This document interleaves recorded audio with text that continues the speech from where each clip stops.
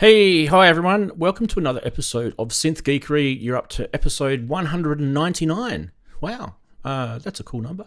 We're going to talk a little bit about news stuff this week. We're going to be doing a whole bunch of stuff in terms of eurorack stuff in the news. There's a little bit of software news as well, which might please some of you guys because you know I don't touch software that much. What else can I tell you? We've got some guests lined up in the show that you probably will recognise, so they're all sort of starting to roll in. There's one probably still asleep, but anyway, we'll see what happens. And also, what else can I tell you? In some parts of this show, we may be joking a little bit. So if someone takes offence, someone's a bit woke about something here, just remember we're 50-year-old or 40-year-old men. We're grumpy. We like to take the P155. Just take it with a bit of tongue in cheek. It might be a little joke about clones and things like that. Yeah, you'll get it. Anyway, hey, you guys? Hey. Welcome to another episode. Yay, nice to have you. Chris is in the house. Hello. Ian's in the house. Darren, and soon to be Andy when he wakes up from his slumber.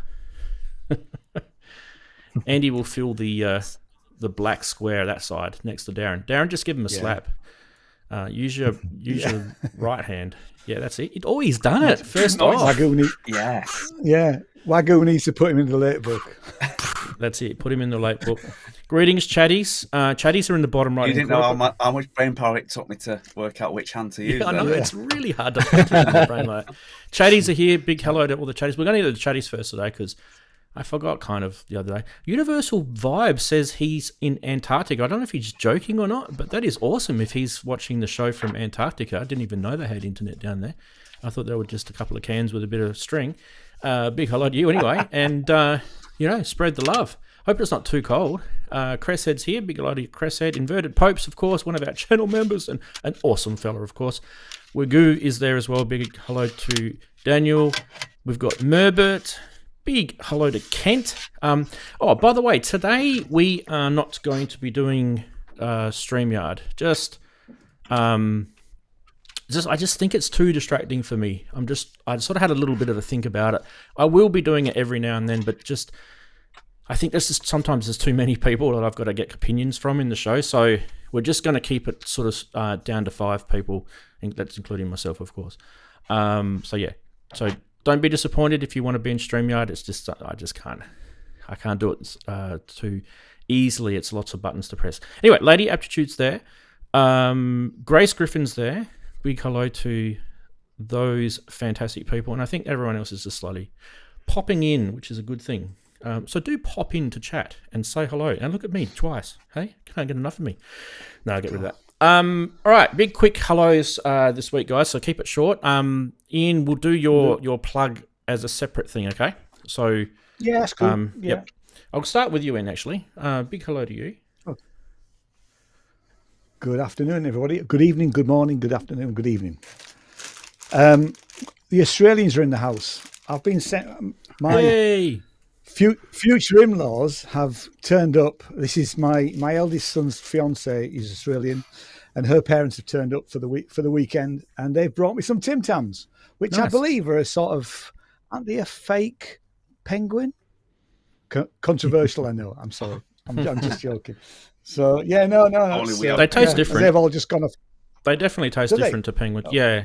I'm not sure if I like the chocolate in the penguins. I particularly like the health star rating, which is 0.5. I'm surprised there is even a point there.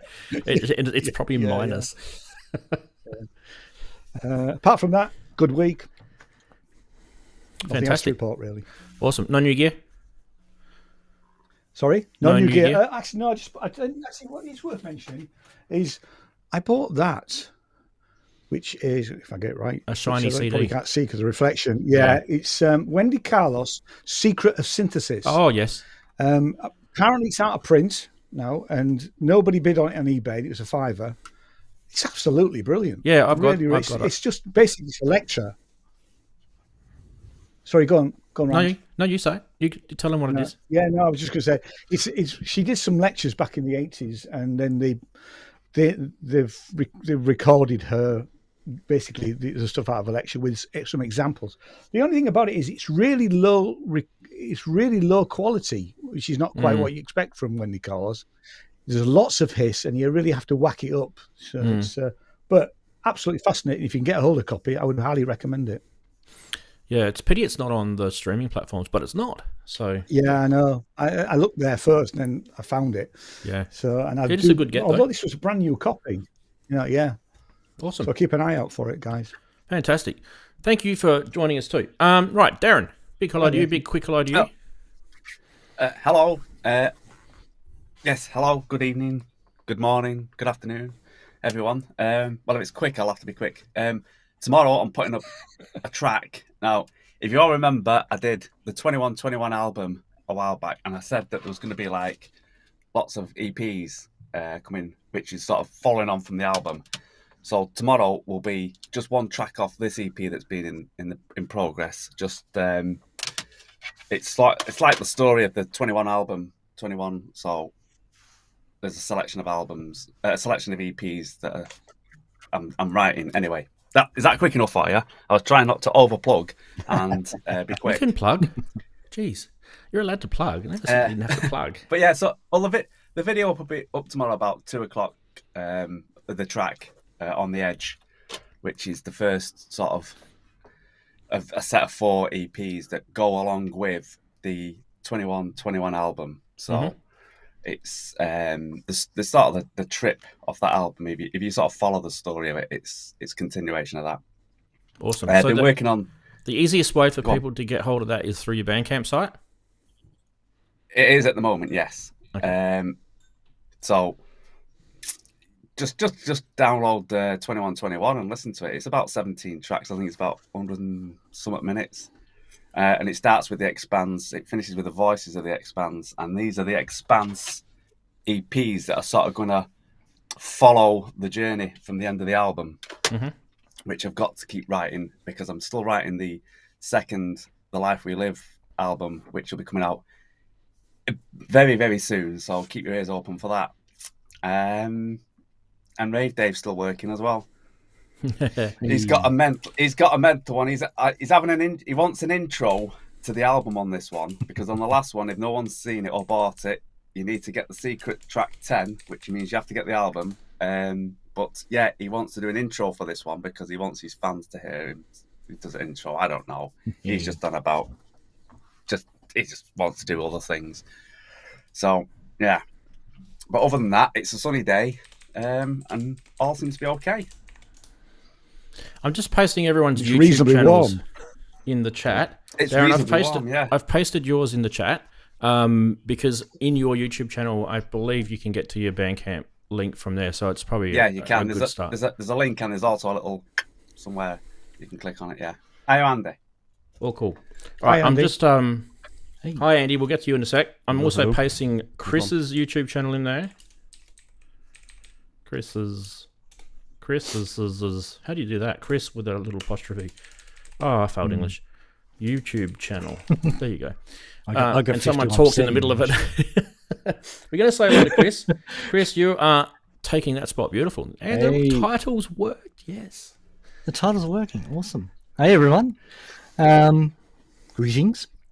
My week has been a pretty good week. I got a new toy. Another new toy? Oh, yeah. I know about that. It's the one you already know about. It's just the Model D. Yeah. That came this week, so that's it's a lovely looking thing. But that's not the reason I bought it, of course. It's purely for the sound. But you bought it to calibrate. Didn't you? Actually, it seems to be in tune. So it was mine that was miles out. Yeah, I did download the calibration thing anyway because I thought that would be useful. Yeah, nice. Awesome. I'm happy with it. It's all working really well, and fabulous. I'm enjoying it again. It's like I've missed that kind of thing, so that's quite cool. Nice. I have a new laptop. You're seeing me through my new laptop, and this is my old banger laptop is 11 years old.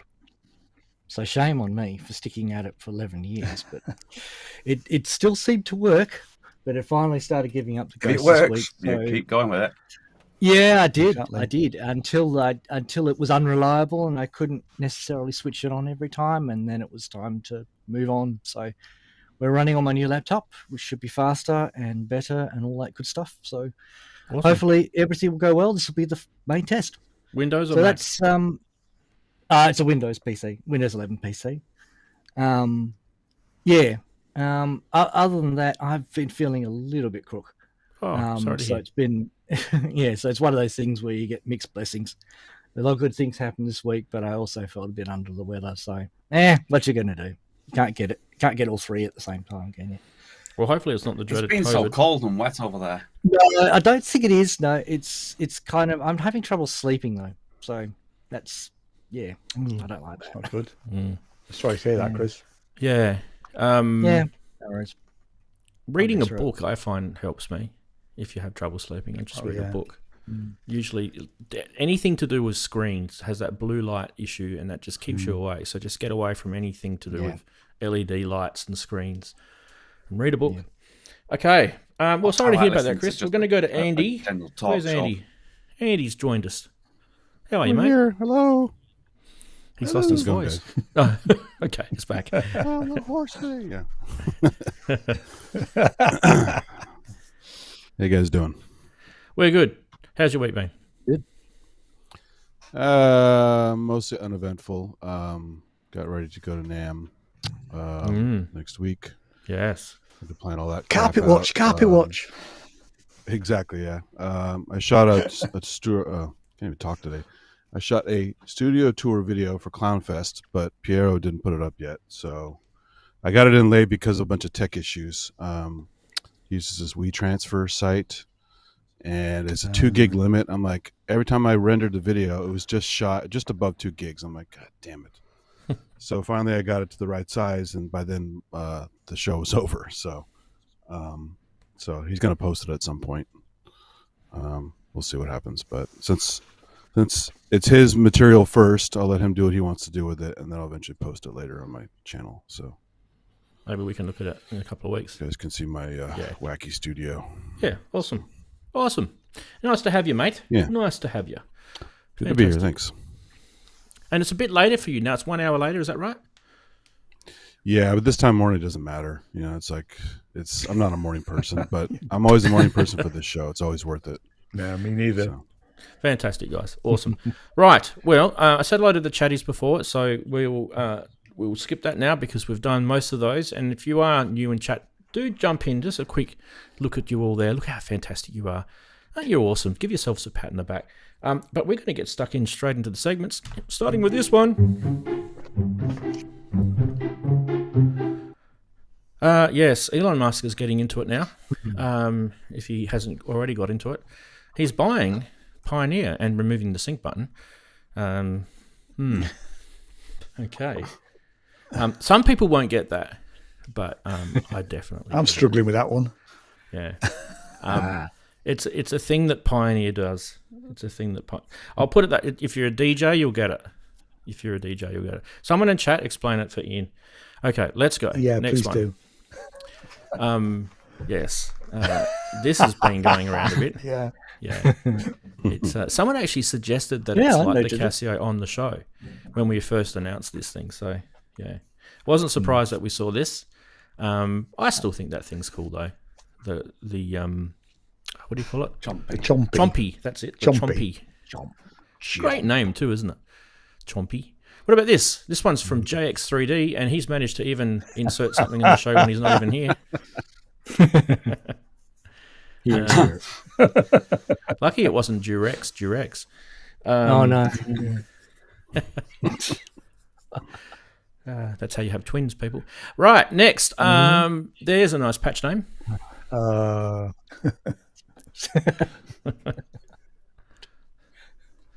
So if you do get bored, mine's just usually Untitled 1, Untitled 2, or Patch 1, Patch 2. And, of course, if you translate this new Neptune synth from Behringer to Dutch, from Dutch to English, Neptune is fake tune. I don't know. Someone in the chat, can you verify that if that's true? I drew. I reckon tune's not a real Dutch word, so they just went, "Oh, I'll just put the same word back again." So you could pretty much find a lot of languages that are going to give you that. I reckon that was a good one. There we go. Favorite meme of the week, ladies and gents. Well, Yeah, you're in Ranzee, this jet pretty with good. the Sync button. I just heard just then. We'll start with Sync that. Yeah. Sync button if I understood it, but probably Sync Duran button. Duran then. Yeah, you might be liking something that might be risque. No, it's not. Darren, Yeah. favorite I was going to say sync button, yeah. sync button. Andy, Duran. I can't like anything with Elon Musk in it. Can't stand that guy. So. yeah. Poor South Africa. Chris, Oh, yeah. No, do I say sync button? sync button seems to have got the whatchamacallit. Anyway, right. Okie dokies. We are going to go to the next segment, which is news, and I think it's this button. It's not that button. It's the button. There we go.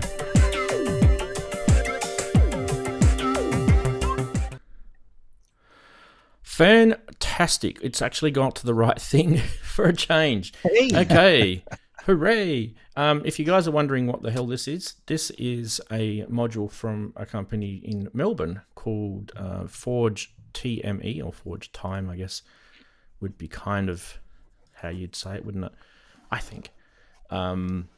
Anyway, so this thing is, how would you say, pretty interesting. And I'm trying to use better words than that. It's basically an experimental stereo voice synth / FX processor. And you would use this to kind of generate synth tones from a wavetable digital synth and then slap it through these kind of mangled FX delays and reverbs, right? And it's all built into this thing. So it's kind of all generating in it. So it's like a drone machine, but not always. And it seems to be quite interesting the way it develops timbres. It does have patch memory and things like that in there as well, so that helps.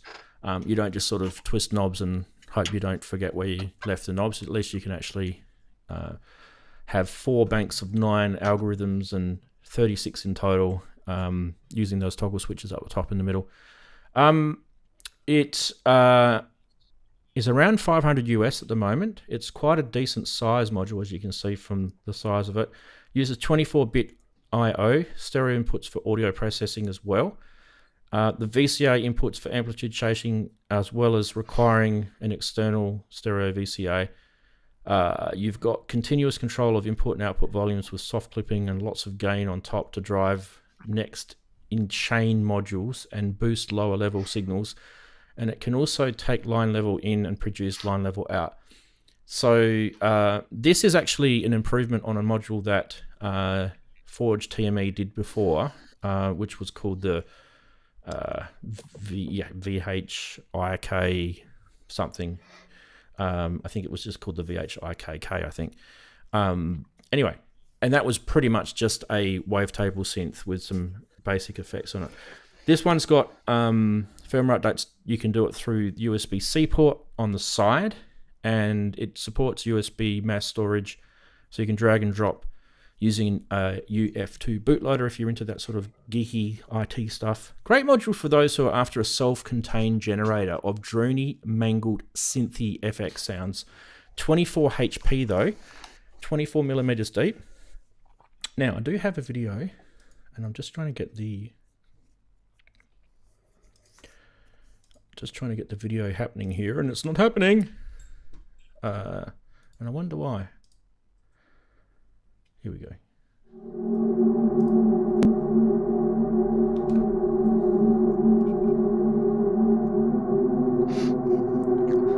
I love the gloves.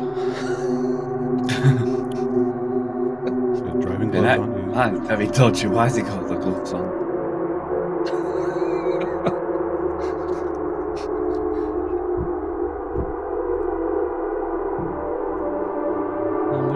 I'm not getting any sound down this end. You guys can't hear it? I'm getting sound. I'm can getting hear the it. sound, but Yeah, it looks okay. like it's some sort of murder scene with the when it's sat on the Sounds like box. something from a Yeah, Kubrick yeah. movie or something. Yeah. It's very spooky sounding. Yeah, I'm not hearing it for some reason. It's weird. You can't hear it? No. Interesting. Guest 4, you are? No, you got all the buttons pressed. You should be hearing it. Strange. Why don't I try reconnect? I'm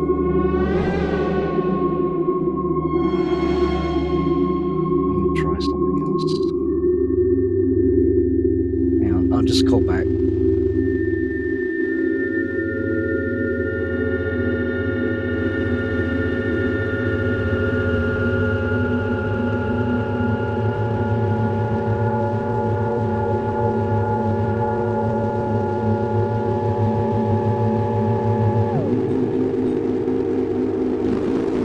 Well, there's 23 minutes of that and more if you guys want to go and watch that. Now, by the way, there's links to all this stuff and all the modules and gear and everything that we show on the show in the Synth Geekery blog that comes out every week. Usually it's about 12 hours after the show, maybe even a bit sooner this week because I've got most of it ready to rock and roll. So maybe if I'm feeling nice, I might even do it straight after the show.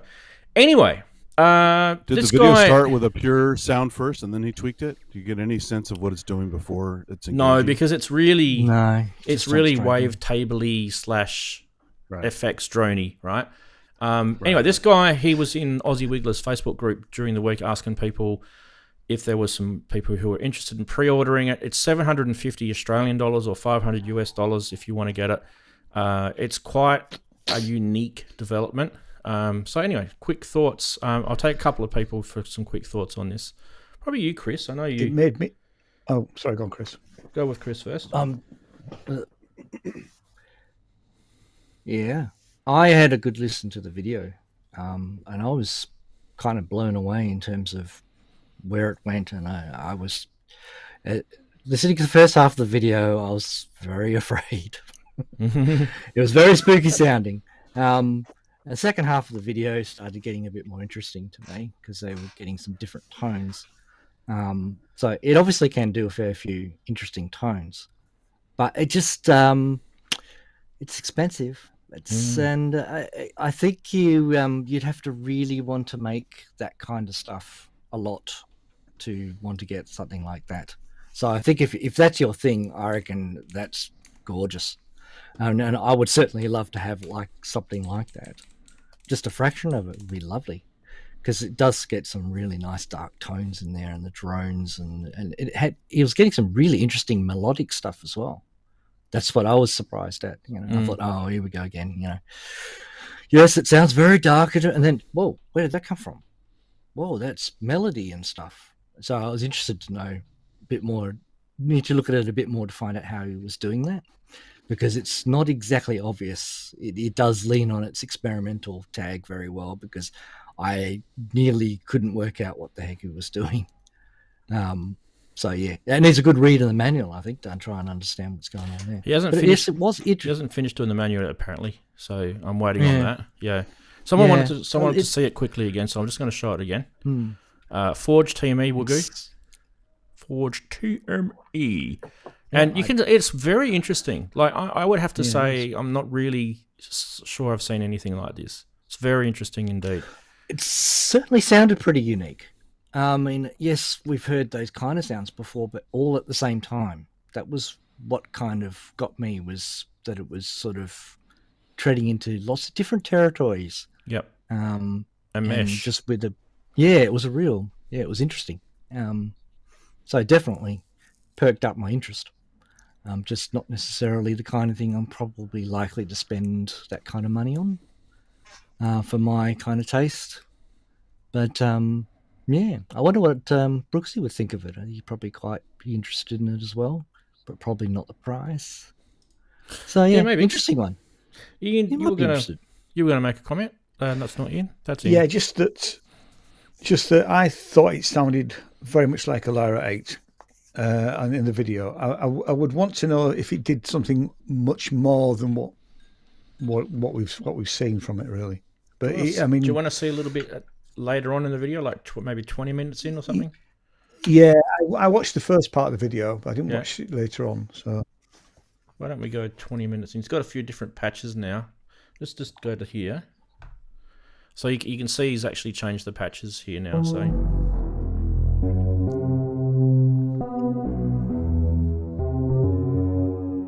yeah, this is why I didn't see this.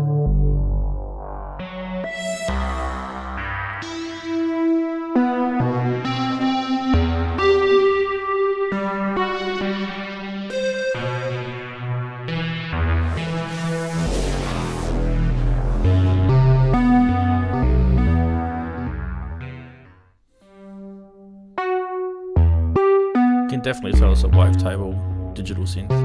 Yeah.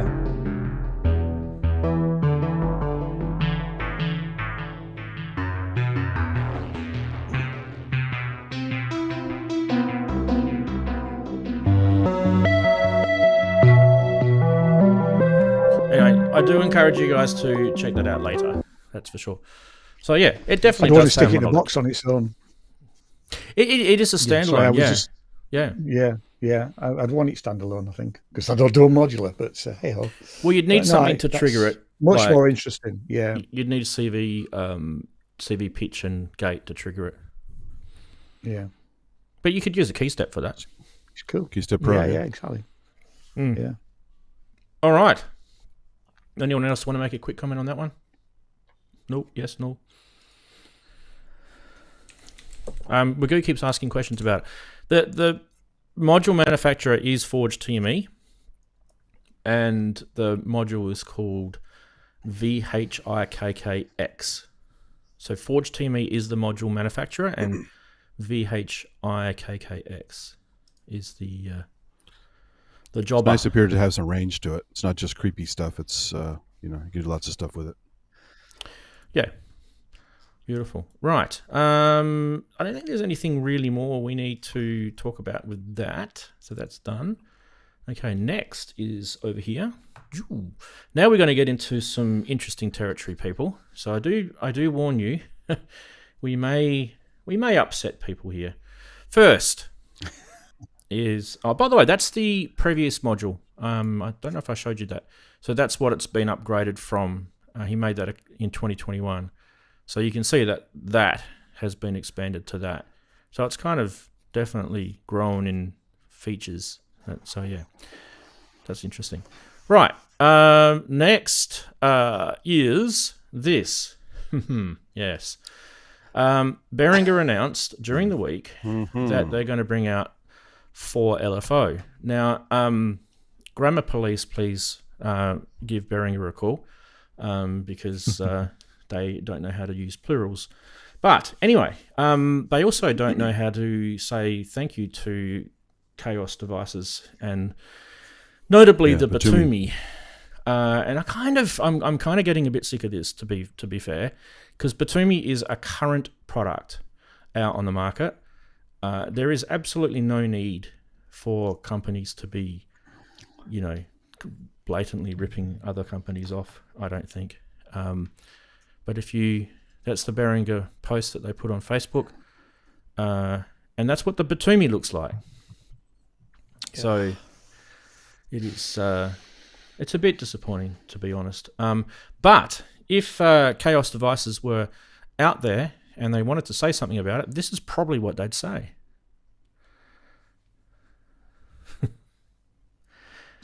Remember, guys, tongue in cheek, right? Tongue in cheek. Quick comment about. I've got a Batumi. Let's talk about the Batumi probably more than giving someone else some airtime on that. Guys, go and buy a Batumi. Don't buy that. Buy a Batumi would be my comment. That would be how you would win that argument. I've got one. Who else has got one? I got it. And the Poti. Yep, and the Poti. Yep, the Poti's the little extender. Yeah, I've got that as well. Look, it's a 4-channel LFO at its basic level, but that's not what it is. It's a sub oscillator, and it's got some sync features. It's got very useful. Yeah. Really, really cool features. Like if you've ever thought, I wish my LFO could do and insert the thing that you wish it could do, I'm pretty sure the Batumi would probably answer that in most cases. It's so versatile. Like, for example, I wish my LFO could sync another LFO in phase, or I wish my LFO could then step another LFO based on where that LFO started and finished. The Batumi can do that. I wish that LFO had multiple outputs signed where Batumi can do that. I wish I could sync it to a clock. Batumi can do that. Do you know what I mean? So it's a brilliant LFO for your Eurorack. And even if you don't have Eurorack, it's a brilliant LFO if you just got one of those little what are those cases called, Andy? 4ME, isn't it? 4ME, the miniature. Oh, 4MS. 4MS, little miniature cases. The pods. Yeah.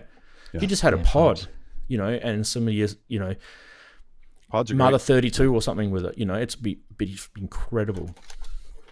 Batumi's so useful. Yeah, I almost one of bought them. a second one, but it ran out of space. So, Do what Chris did. Make your own. I wouldn't Andy. recommend it to everyone. Sorry. You were saying? Oh, I was just saying this Batumi's so useful. I almost bought a second one because after a while, you're like, oh, this is so useful. I'm using all 4 different ways. I need to use it 4 other ways. And it's slim enough that you could do that, but I didn't want to buy another Poti, and because the Poti is useful to make tweaks to it. So, if you don't have one and you like, tweaking modulations and some automated stuff at various rates with easy access, it's totally worth it. And it's not. I don't think they're that expensive. It's been a while since I bought mine, but I was a go for it. You've just turned into a Batumi, Andy. With arms. Yeah. Yeah. Yeah. One thing, just have a look at the middle of that, how you've got free, quad, phase, and divide. It's so cool. Like the quad stage on it is amazing. The phase is cool, which I was talking about before briefly. And the divide stage is actually really cool. So the first potentiometer in divide sets the frequency, and then the next 3 are divided based on that, which is really, really useful. And it's actually quite easy to work out too, because it's got little numbers and stuff written on the sliders there, so you can actually work it out. So yeah, go get one of those instead of the other one. Is what I would say, because they deserve the kudos. Definitely. Now, keeping on that same topic, we are going to also show this, which they've announced, the same company, and they're calling it the Chaos. Now, in this particular case, it's an open source thing that they've cloned, and there are other people that clone this, so we can't really be as angry about this one as the previous one, because this one is a clone of the Mutable Instruments Marbles. And I've got a Marbles. Darren's got a Marbles, I believe. And I think, Andy, you've got a Marbles too, haven't you? It's on my list. I got to find a spot for it. All right. So if you're wondering what these are basically really, really great sort of gate trigger sort of mangling mess sequency things, and they're really, really cool. So unfortunately, because Mutable's no longer around, we can't really get too angry with Behringer doing this one. We can get angry with them doing the previous one, though, definitely. That's the photo that I released on Facebook, so they've obviously got a prototype in the system. But if you guys can't remember, there's the Marbles. That's what Emily did. And it's really... there's plenty of clones of these things, by the way. So it's not just Behringer making clones. There's lots of clones out there. Audio Damage, I think, probably one of the biggest ones that do them. So they're completely allowed to because it's open source. But while we're on that, just a quick comment about, I mean, you can't buy a Marbles anymore unless it's second hand. I don't think there'd be very many brand new ones left in the market. So Behringer are probably within their rights to do this. Anyone want to make a quick comment about whether it's the Chaos or the Marbles? It's up to you guys. I just think they should stop putting out stuff that actually you can't buy. That's the main thing. We may never see these things, but they're probably at least 18 months away. Well, talk to us when we, show us when we're a bit nearer the time. But I mean, the thing about cloning products that already exist is just beyond belief. Yeah, you know? absolutely. I mean, for a long time, I refused to deal with Behringer, and I also, for a long time, refused to actually buy Behringer. Now, I did renege on that when they seemed to be getting back to a more sensible approach to actually, business, because it's bad business. This is bad business. I know they don't care what we think, but anyway, I won't rant. This is where the name starts to go downhill again, doesn't it? They start to build themselves up from the old days of poor quality type stuff, and now it's now. I'm sat in front of an X Touch. For God's sake, I'm a massive fan of Chaos devices. I'm sat in front of an X Touch, which is brilliant. Some of their stuff is really, really good. It's not cloned; it's their own stuff. But they need to really get a grip. But they won't. That's the whole point. Yeah, just make their own stuff. Just want to put it I don't have their own stuff. I don't have a problem with them making their own stuff. I don't actually, per se, I don't have a problem with the Chaos. Hands, I mean, not your hands. I don't have a problem with them making Chaos and the next one I'm about to show, because they're no longer being made and they are an open source project. So they're completely within their rights to do that. But the first one, just like Brains, where they basically took the open source stuff there too. So. Yeah. So even with the Brains, at least they actually went to the trouble to develop the firmware on there and actually made it better. So, it's like 2 steps forward, 1 step back. Wouldn't you agree? It's kind of like they're doing good and then they go and do this. It's like when they did the swing, which was the key step. Oh, that's the worst. Yeah. Most egregious one. Yeah. So they've done it. It's basically another key step saga, right?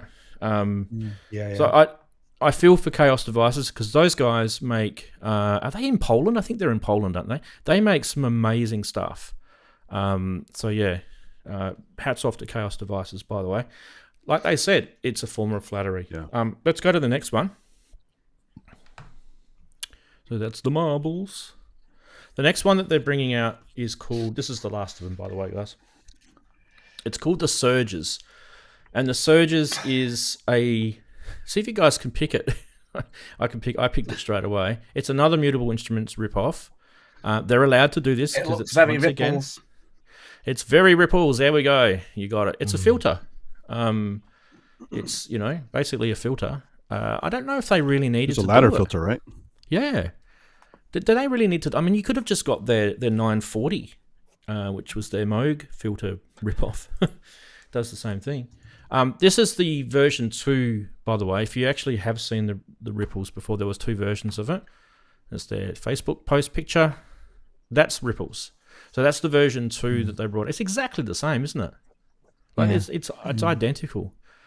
So yeah, look, they're allowed to do it because once again, we can't really sort of stop them from doing that. Maybe that might be a warning to you guys out there who are developing stuff. Maybe open source is a honeypot for some other companies. Well, Batumi wasn't open source, was it? No, which is why I made a bit of a... Does it matter? Well, true. Well, yeah. Look, it's... Be careful what you put on open source. It doesn't surprise me. Like, we go to... we go overseas and we, I don't know if you guys traveled in the 80s overseas to the eastern part of the world. I'm going to be careful what I say here. And you could buy really cheap Rolexes. Do you know what I mean? Yeah. They weren't Rolexes. Yeah, exactly. But they were very cheap. No. And they looked very, very like a Rolex. Probably after a few months, they didn't know. After the paint started to chip off and the battery went flat. Yeah, my girlfriend loves the knockoff purses. So yeah. So they are very, very good at copying things. Let me just put that out there. That's something that they've been doing for a long time, and they can get away with it because they're still doing it, whether we like it or not. They like I clearly said, want the controversy, don't they? They like the controversy. Yeah, they do. Like I said, they're becoming the problem child. By the Chaos device one, right? Yeah. Yes. But anyway, we could get very high and mighty in this, and we won't because let's keep this fun. Go and buy ripples. Hey, let's get to some real stuff. Thank you very, very much. Let's get to some original stuff. Yeah. Absolutely. Ding, ding, ding goes my cup. Okay. So what have we got here? We have a new module from Noise Engineering. I love Noise Engineering modules. They are friggin' awesome, these guys. They make really growly, nasty modules, and that's exactly what we want, right? Let me just get this on YouTube happening. Sometimes. Let's check this out.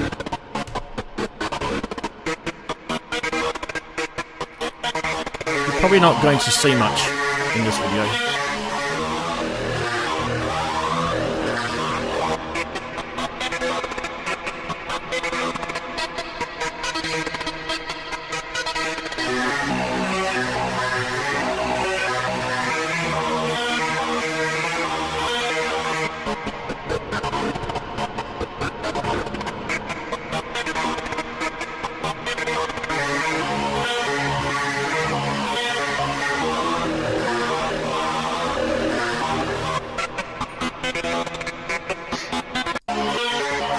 Anyway, that's a little bit of the sound excerpt from the Noise Engineering Ampliversio. We don't actually have a real video yet from them, but I'll quickly tell you what it is. It's a 10 HP ADSR, in other words, envelope, controlled VCA. Hey, VCA, guys. With a resonant multi-mode filter gate and a stereo bypassable chorus output. And it comes in two faces. You can have the silver face or the opposite of white face. And do you like what I did there?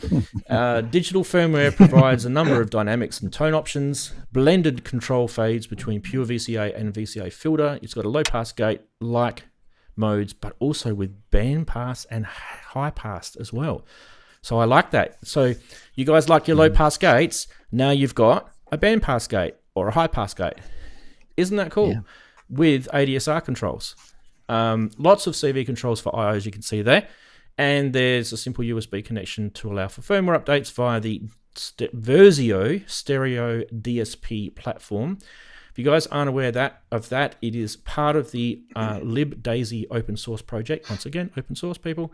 Available for $393 US.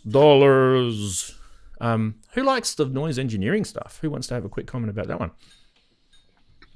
Andy does, but he's not a... Yeah, he does. I know he does. I do as well. That's all right. Yeah. There's one sitting right I like there. it. Yep. I'm all for anything where there's low pass gates being extended. I think I said it before. Seems like it hadn't been explored much, but sounds like someone's finally done it. So hats off to Noise Engineering. Brooksy is in chat. I like that attitude. Yeah. But you're right, they are gnarly, those Noise Engineering ones, and sometimes I haven't bought any yet because I've had other gnarly things. But yeah, it may end up on the shopping list. Ooh, on the shopping list. Well, they're available now, so do not despair. Yeah, there's links and everything in the blog article, so you guys can follow that later on. Who else wants a quick comment about the Noise Engineering? We can move on to the next one. There is another one next, so nope. Quick. Bzz. Right, next one. I'm kicking you guys in the butt today. I don't know if you noticed. Sorry about that. Stereo Comp by Erica Synths. Another new module. Yay! I like releasing new stuff. It's really cool. This is a stereo compressor, and we can never ever have enough compressors, especially in Eurorack module, and especially if you look right in the middle where those jacks are down the bottom. There's a wonderful word there. Sidechain. Yes. So we've got stereo compressor with sidechain, and it uses. I like that they wrote in their description on Modular Grid that chip-based stereo compressor. It's pretty clever what they've said there. It's a great module. It gives us, as I said, stereo compression with sidechain and an awesome 8-segment display, which I do like. Those little flashy lights, don't you, Darren? It's like a you got off the lights. Yeah. Compression can enhance your drum sounds, making it seem more tight in the mix, especially in Eurorack. I think we need some sort of more stuff like this. It's got DC coupled sidechain, by the way, which is very handy. Gain, threshold, and compression, as you would expect to see with the ratio amount settings. Serial link for level detectors, bypass switch if you want to bypass the whole thing. And it's only 10 HP, which I think is actually pretty cool. And it's also a video, because I'll shut up and I'll show you the video.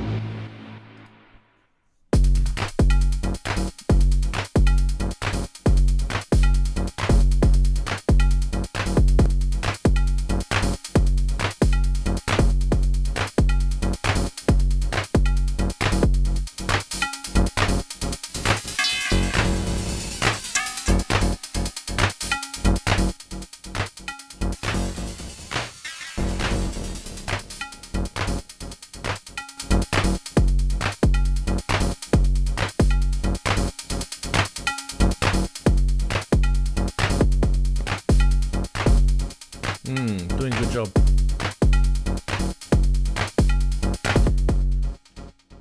Yeah, sidechain. Come on, show us the sidechain.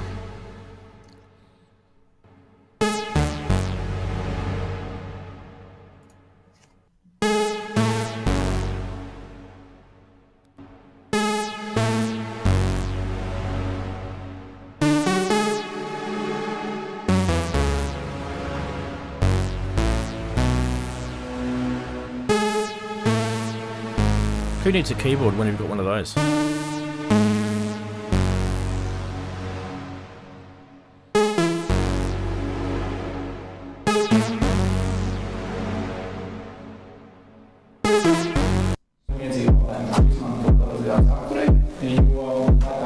Hello, sidechain!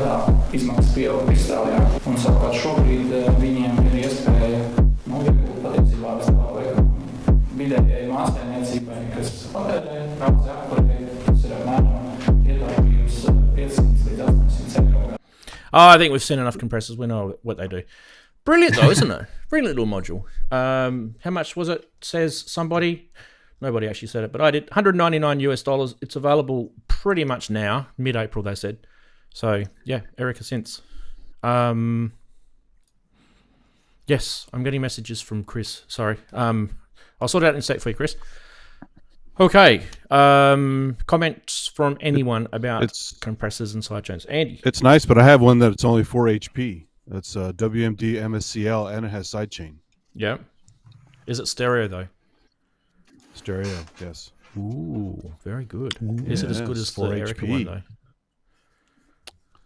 It doesn't have the big knobs. It's a little smaller, right? But does it have the VU meter? It doesn't. There's no room for VU meters. 4 HP. There you go. But, you know, if you have limited space and you need a compressor and stereo and sidechain, you're good to go. Unfortunately, it's... And who needs a big WMD, knob? So they're not around anymore, but... Yeah, fair enough. Yeah. Okie dokes. I liked it.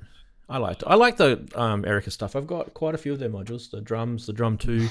I think they make some good stuff. And they do make small modules too, Andy. So I wouldn't be surprised if they did a Pico version of this. Yeah. Yeah. They should. I'm not sure why you've got the audio issues. Maybe there is some sort of plugin running on you. Let me just check. Not a plugin running on. Okay. Has that people fixed it? say that to me a lot. Has that fixed it? Some plugin running on you, mate. Let me just see if that's fixed it. Play some video, and I'll tell you if I can hear it. No mājsaimniecībām Latvijā gāzes piedāvās 3 kompānijas. Par citiem potenciāliem tirgus dalībniekiem I think that is better. ziņu nav.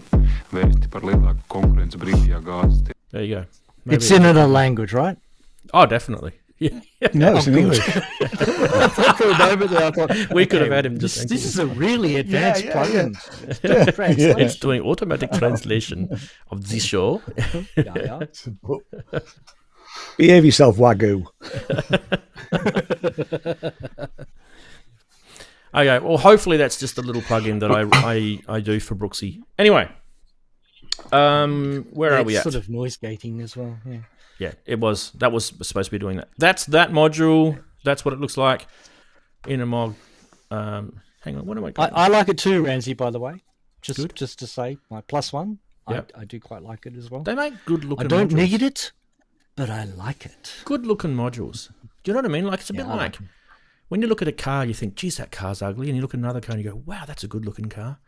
That's my opinion anyway. I thought we showed this already. We did. You did. Okay, let's do this one. It's like slideshow from Ranzee. Let's show all the different pictures. This is from Intelligil. Now, this one I thought was quite interesting. I don't usually show remakes of things, but I just thought this was a little bit weird. So Intelligil have made this module before. It's called the Audio I/O, but this is the 2023 version, and is actually a little bit different to their original, and they've decided to make design choices, and I thought the design choices were kind of interesting. And you'll see why in a minute. So what you're seeing here is a dual stereo balanced line level audio interface. When I say it's an audio interface, it is not a USB style digital audio interface. It is purely a 1/4 inch jack audio interface from Eurorack to out into non-Eurorack line level land, right? And then back in if you want to do sends and returns and things like that. That's what they mean by the term audio interface. So it's for your busing and, whatever, bringing in DAWs or external synths, drum machines, all that sort of stuff. It offers plus 4 dBu with TRS jacks at the top. So this is the change. They put the TRS jacks at the top instead of the bottom. But what they've also done is they've used, I think it's like an analog VU meter and the 3 rear-mounted 3-pin chained in connectors allows you to parallel chain these things if you want to have multiples of these. So I think there's a photo of the previous one. So there's the previous one there. See how the audio jacks are at the bottom? So really this is a very, very minor change. There's the new one. There's the previous one there. They've just turned it upside down. They've turned it upside down, yeah. I don't know. $259 US for that module, by the way. Why don't you do both? Like, why don't you have, IntelliJ Audio IO-A, IntelliJ Audio IO-B, and give us the choice. Maybe we want the jacks on the top. Maybe we want them on the bottom. I don't know. I just thought it was weird that they've not. I don't know. Maybe they are still making the old one. I was under the impression this is replacing it. So it's a damn good module, by the way. You've got. I don't know. Some of these terms are probably a bit above some people's heads, but you've got 10 VPP down to plus 4 dBu with up to plus 6 dB gain on the output path. So we're talking about pretty decent sort of line level in and out gear here. So it's not really just, I've got modules here that just convert 3.5 millimeter to 1/4 inch jack, and that's all it does. It doesn't do any treatment of the audio, whereas this module is actually treating the audio properly. So bear that in mind. It's not just, when you're looking at this, it's not just a pretty module that, converts 3.5 millimeter with some gain controls. Other than that, what do you guys think of those sort of module updates? Synths do it too, don't they? They bring new synths out and all they've done is changed the screen on it or something. Yeah, I think it depends on what. Is there any changes underneath in this though? Did you say just that 3-pin chain? Literally, connector? Basically, yeah. But like you say, yeah, I think they should do like a Mark 1, Mark 2 and keep them both going at least for a while, because like you say, some people like the jacks on the bottom, some people would prefer the jacks on the top. But if it's just to take out the old version, I don't know. It's especially with not a huge update or something completely different. Yeah, I don't know why they can't keep them both going. But they might do. I don't know. It might just be just a revamp, but they're still keeping the old one. Hard to say. Tis hard to say. It's also scratch your head type stuff, isn't it? Sometimes. But anyway, if you're into that sort of thing and you do want to get yourself one of those audio I/O modules, I kind of thought maybe they should have put a USB audio interface on this thing as well. Like, if you're going to make an update, make a decent update. I know they've already got modules that do audio interface stuff, but hey, that would have been a cool thing. Because you're going to have digital connections now to your DAW, or for those people who've got Akai gear now that take the class compliant USB audio interface into it, that brings your IntelliJ module straight into your Akai MPC or Force maybe. Also the Deluge, those sort of products have those sort of features in them. So that would have been pretty cool. That's what about ground loop though, so it's going to raise the price to make it sound good. So of course, yeah. So you got to put the circuitry in it. Yeah, exactly. But I mean, we're still talking. What was it? 200 and I've lost the price now. Was it 263? 259. IntelliJ's not cheap. They make good stuff, but it's not cheap. Yeah. So, geez, extra $100, put a USB or audio interface on it. I love their cases. Their cases are amazing, but they're not cheap either. Yep. Right. Okay. Next is this is interesting. I do want to share this with you. So, not this. So, I came across this Humble Bundle thing during the week. In fact, it was actually Eddie, who's F Rose. You guys might know him. He's been on the show a few times. He actually peeked it into a Discord chat during the week, and he was asking me whether the Humble Bundle are a scam or not. And they're definitely not a scam. Humble Bundle. I've used them for gaming software and things like that. Yeah, I bought game stuff for many years. You can get some really cheap deals through these guys, so they're pretty cool. Anyway, so this is actually a Rigid Edge deal that you can get. So you can get basically a whole bunch. See all those little screenshots there? They're all Cherry Audio synths that you're going to get in this Humble Bundle, as well as a whole bunch of other stuff. There's actually 47 items, and it's only $20 US. You can pay more, and it will donate whatever you pay more to charity, which is another cool thing I like about what they do. I'm going to give you guys a link now in chat. You can go check it out. It's a relatively large, long link. I will put a disclaimer. The link does earn me a little bit of commission. So if you want to support me, that might be a way. We're talking a few dollars, maybe. But do check it out. Now, I thought I'd show you guys. It's a cheap way to get into a modular. Absolutely. I'll show you guys what's in it anyway. Let's go across to here. This is on my website now if you go check it out, actually. So you get 5 Cherry Audio plugins and more. So there's the memory mode, which is obviously, the memory Moog. That's actually a really good synth for a VST synth too. Just on its own, that's $20. But that's not all. You also get the Cherry Audio P20, which is the MS-20 clone, which is another good software synth. They've done a which great is job also with that. MPE. Yeah, it's MPE. Yeah, good point. You also get the Galactic Reverb, which is quite a nice sounding reverb plugin, by the way. And it does a cool little bunch of misspellings on that website too. Yeah. Cheery Audio? Cheery Audio, yeah. Yes. Sorry. I was typing this very quickly. You get a whole bunch of soundtrack loops. I don't know if you guys have heard soundtrack loops, but there's a whole bunch, like 50-gallon drums, big tempo beats, deep frets, electric guitars, drip melodic house loops. There's a whole bunch, and that's part of the 47. But you also get Mixcraft 9 recording studio from Acoustica, which is pretty much a DAW. You get the CA 2600 from Cherry Audio, which is the ARP 2600 clone. You get the Voltage Modular Ignite as well.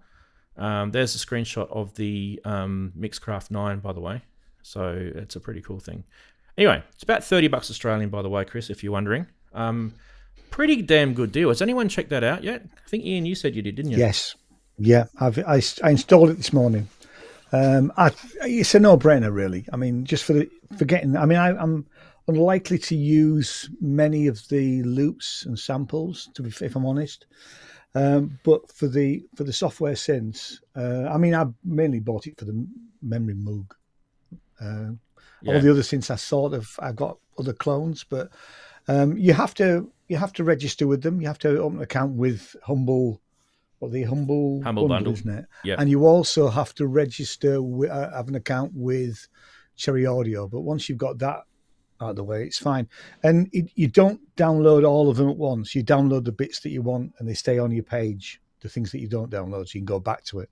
It stays there forever too. But no, yeah. I mean, I installed it this morning. I installed the synths this morning, and one of the packs I've downloaded the drum pack, although I've not done anything with it obviously yet.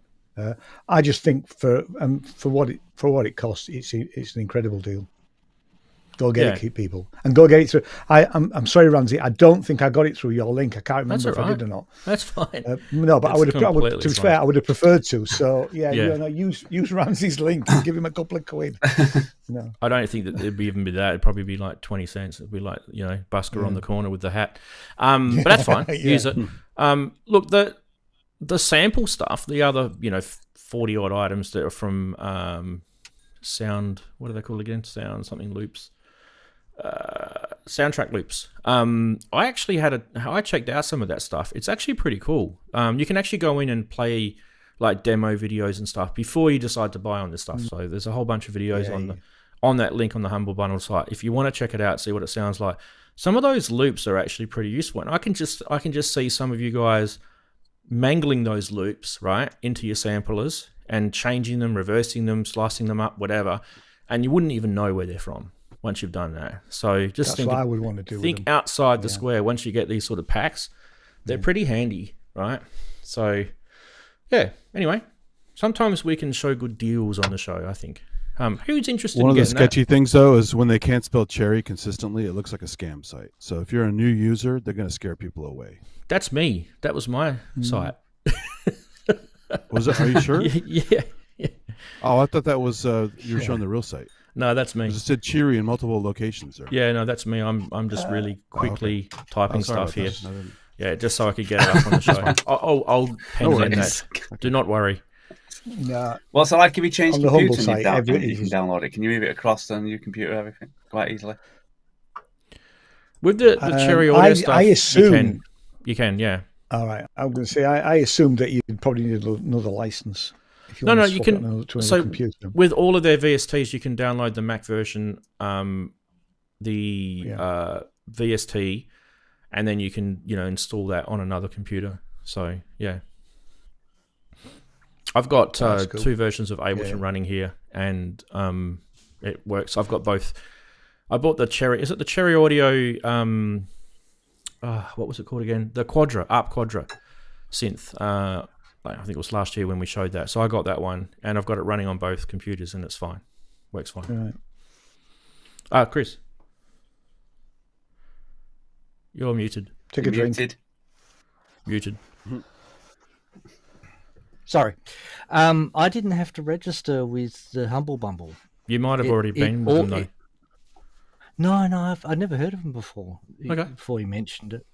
So there's a section where you would, if you're not logged into them, you're not part of the account, and then you go to the cart, and then it has enter your email address here required, and then underneath it says enter your password if you want to become a member, and you just don't enter in the password, and it didn't sign me up. I wish I'd have known that. So it's said they're being a little tricksy, but they are a charity and they are trying to get you on board. Naughty. They are. Yeah, they is a are bit tricksy. They're a charity. Yeah, but so I did end up getting that full bundle, and it also said, Ranzee, I don't know if this is correct, but it did say something about $5 AU was sent to Ranzee. So it's a bit more than. Oh, really? I didn't know that. That's so. cool. Yeah. I assume you'll see something in your account. You can verify it. I haven't looked in. Yeah. No. It sort of says how much is sent to the charity. I'm and rich. How much is sent to $5. Woohoo! I know. Yay. I bought you a beer. Retire, mate. Half Retire. of it, maybe. Boutique beer. No show for the rest of the year. It doesn't need to do anymore. Yeah. Anyway, no, I wasn't so much interested in the loops either, but as you said, you get a couple of free loops, and sometimes you pick one out and you turn it into something really interesting. Yeah. But it was the Cherry Audio stuff that got me interested. Absolutely. I actually like the sound of the PS20. Just a demo of that kind of got me on board. I know the Memory Moog is well respected and well liked, but the demo didn't grab me as much as the PS20 did, so that was a weird one. Pretty sure I've updated all the Cheery audios on there for you there, Andy, on my website. I wasn't meaning to be pedantic, but here I was telling someone else off with their grammar, and I'm making typos. Cheery is a word. Cheery is a word, so you can't get me on that. By the way, speaking of Memory Moog, the other day when Kent was playing with that one, he was fixing on his pub chat. It sounded beautiful. I mean, if you ever want to hear, go back and listen to that segment of his show. He was just noodling, doing some Jan Hammer stuff, like Miami Vice, the Crockett's theme and stuff with it. It sounded awesome. So it does. Yeah, it's one of my favorite synths. And that's one he used on the show. The Miami unfortunately, Vice. it's not exactly like a Moog 1 either. That's the problem. Yeah. So I was hoping a Moog 1 would be, would scratch that memory Moog itch, and it kind of hasn't quite scratched it. So I'm still, you know how I said, Darren, one day I'll get a Moog one. Yes. Maybe I won't now. So yeah, I mean, you can get Moog a memory Moog sounds out of it, but it's still not. Yeah, it's not the same beast. It's probably a bit like it's a bit like saying a sub 37 is the same as a Model D. Well, it isn't, and it never will be. Yeah, so it's kind of that sort of world. But yeah, That's why I don't mind owning both. and Because Magoo different territory. commented of the week from Magoo there. The Moog one sounds shite compared to the memory Moog. Exactly. Well, that's very technical. I like the way he's technical there. That's great. Yeah. Yeah. That shite word is very technical. It is an official, colourful metaphors, official yeah. technical term, shite. It's Fantastic. Oh, it is definitely. It's a great I went to on this university show. and they explained that word. Yeah. Yeah. It's a bit like P155. Yeah. Right. Now, Chris, the audio sounding better now? Yeah. Cool. Plug in. It was fine. The audio is fine. It's a little bit out of sync, but it's possibly just the new computer. But the audio from the stingers and the videos are coming through now. Speaking of stingers, good segue. We can do this.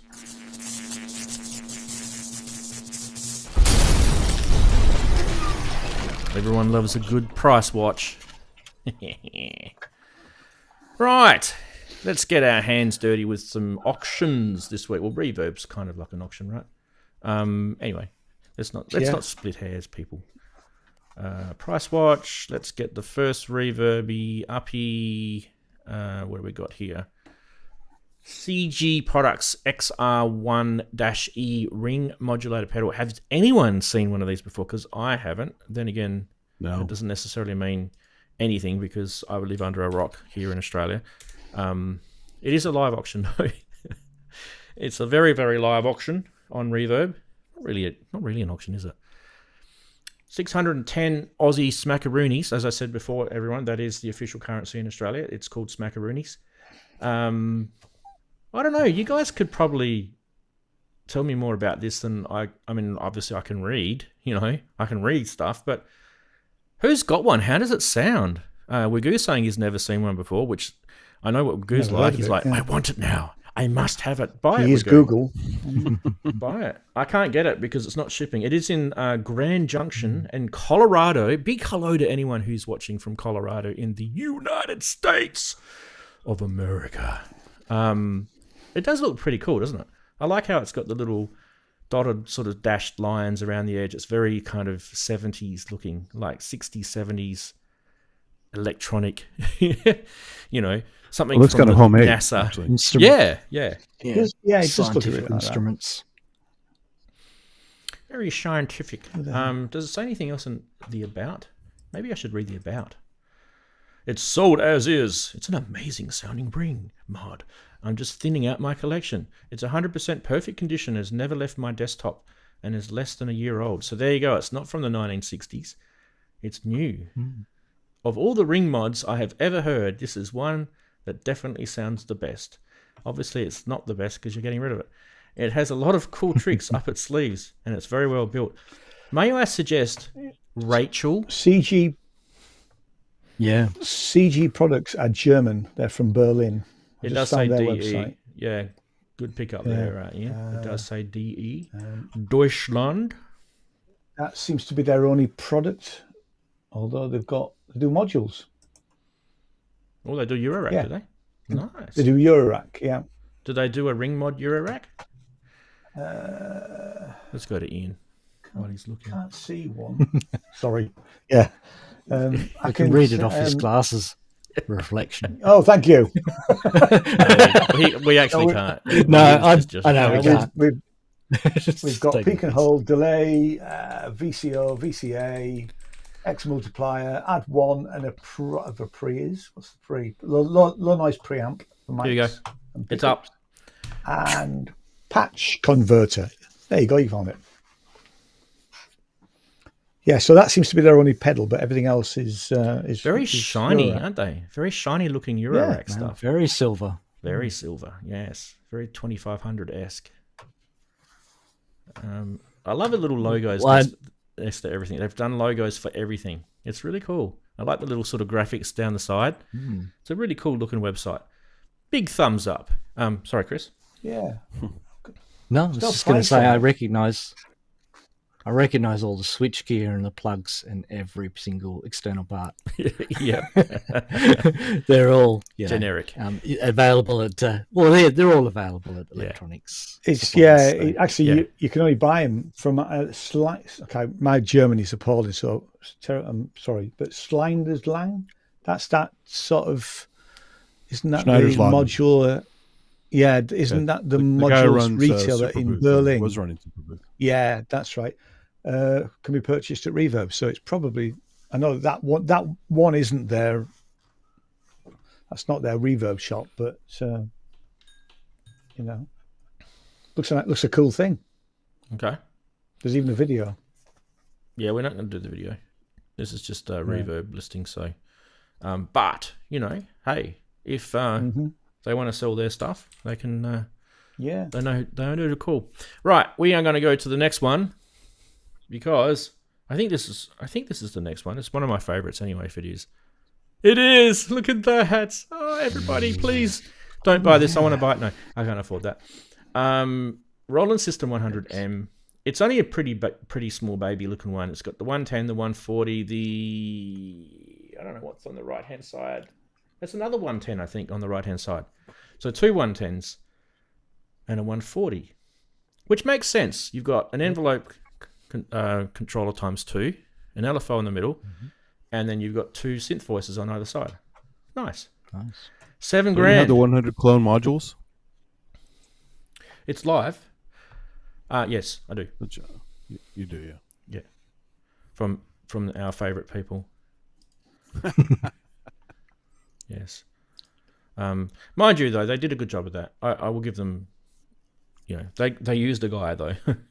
They wouldn't have done a good job if they didn't use the guy. Put it that way. I don't know if Roland were too happy about it, to be honest, because they had the System 500 stuff going at the same time. Anyway, you know what it's like. That is an amazing synth. Who would like a real System 100M? Who would? Hands up. Everyone. Sure. Yeah. No one's going to say no to that, are they? It's a beautiful thing. Yeah. And everyone's checked out Alex Ball's videos on them, haven't they? He does some really good System 100 stuff. He's probably... I think he's probably more of a System 100 fanboy than I am. Probably because he actually owns one. That's usually a good start. I just dream that, with the $5 I'm getting from, is it $5? Is it, Chris? With the $5 I'm getting from Humble Bundle. 7. Ooh, nearly there. Hang on, let's see if I can work it out. 7,674 Australian dollars. Here we go. Let's get the old calculator out. 7674.11 divided by 5. I only need 1,500 people to buy that Humble Bundle, and I'm there. You'll have it by the end of the week. You got to put that money toward a VCS3. You got to get a real VCS3. Yeah. Oh, yeah. It's never ending, isn't it? It's never ending, people. The synth world is swallowing us up whole. I have to say the VCS3 would be my first choice and the Roland second. Yeah, maybe. Having played the VCS3. Maybe. You're probably right, actually. I probably did like the VCS3 before I liked the System 100M, so I'll probably join you there, Ian. What about this little baby? Now, this is the mono version. There was also a Mofo X4, which I think I liked a bit better, which is basically the Tetra, isn't it? The X4. It was basically the Tetra with a keyboard. But this is the original one. This is the Mofo, the monophonic, the yellow baby. What do we got? It's live. It's only $1,000 Australian. That's only 500 British pounds. Geez, it's yellow, isn't it? Look at that. Eh? So I was at Dave's booth, the NAMM, where they were deciding the color of this thing, and they had a choice between this crazy yellow in your face with the gray trim and the stuff around the pots, or the inverse, where it was all gray with some yellow writing, which actually I think it looked more classy. But everyone voted for this bright yellow one. So bless their cotton socks. I don't mind a yellow synth. Looks new. It's fine. It's just the other very good, cool, Nick, isn't it? It's not As long bad. as the keys aren't yellow. Really isn't bad at all for that $500. Because the Tetra ended up having more like the color that wasn't voted on. That's the funny thing. Yeah, it wasn't a nice color, the Tetra, I didn't think. Black and I like it. Yeah. They had some Grey. issues with the Tetra too. So yeah. I love Tetra. The polychain. It's Polychain was cool. That was one of the first really cool polychains, wasn't it? Okay, so one more to do. Getting the reverb side up because it's giving it away that this one's also going to be an auction. Yay, the Kawai 100F. This is a really interesting looking synth, this one. Nothing scammy about this one. $2.5 grand in Australia. Whereabouts? This one's in Adelaide, Chris. We could get this. You know, it's only $95 to ship it. I don't know if I'd want it personally. What have we got? Yeah, there you go. We got one VCO, one VCF, is that- 2 envelopes, one LFO. It does have some sort of high pass filter, I believe. Yeah, it's got a quiet version of VCF Micro and a Moog. HPF. So yeah, it does look, doesn't it? It's got portamento. Anyway, let's keep going. There's your little envelopes and things. looks a I bit like nicer sliders. closer up. Yeah, I like sliders on synths. That looks nice. Anyone played one of these? Who's saying, yes, I've got one? 2 VCOs, surely. Well, it shows one.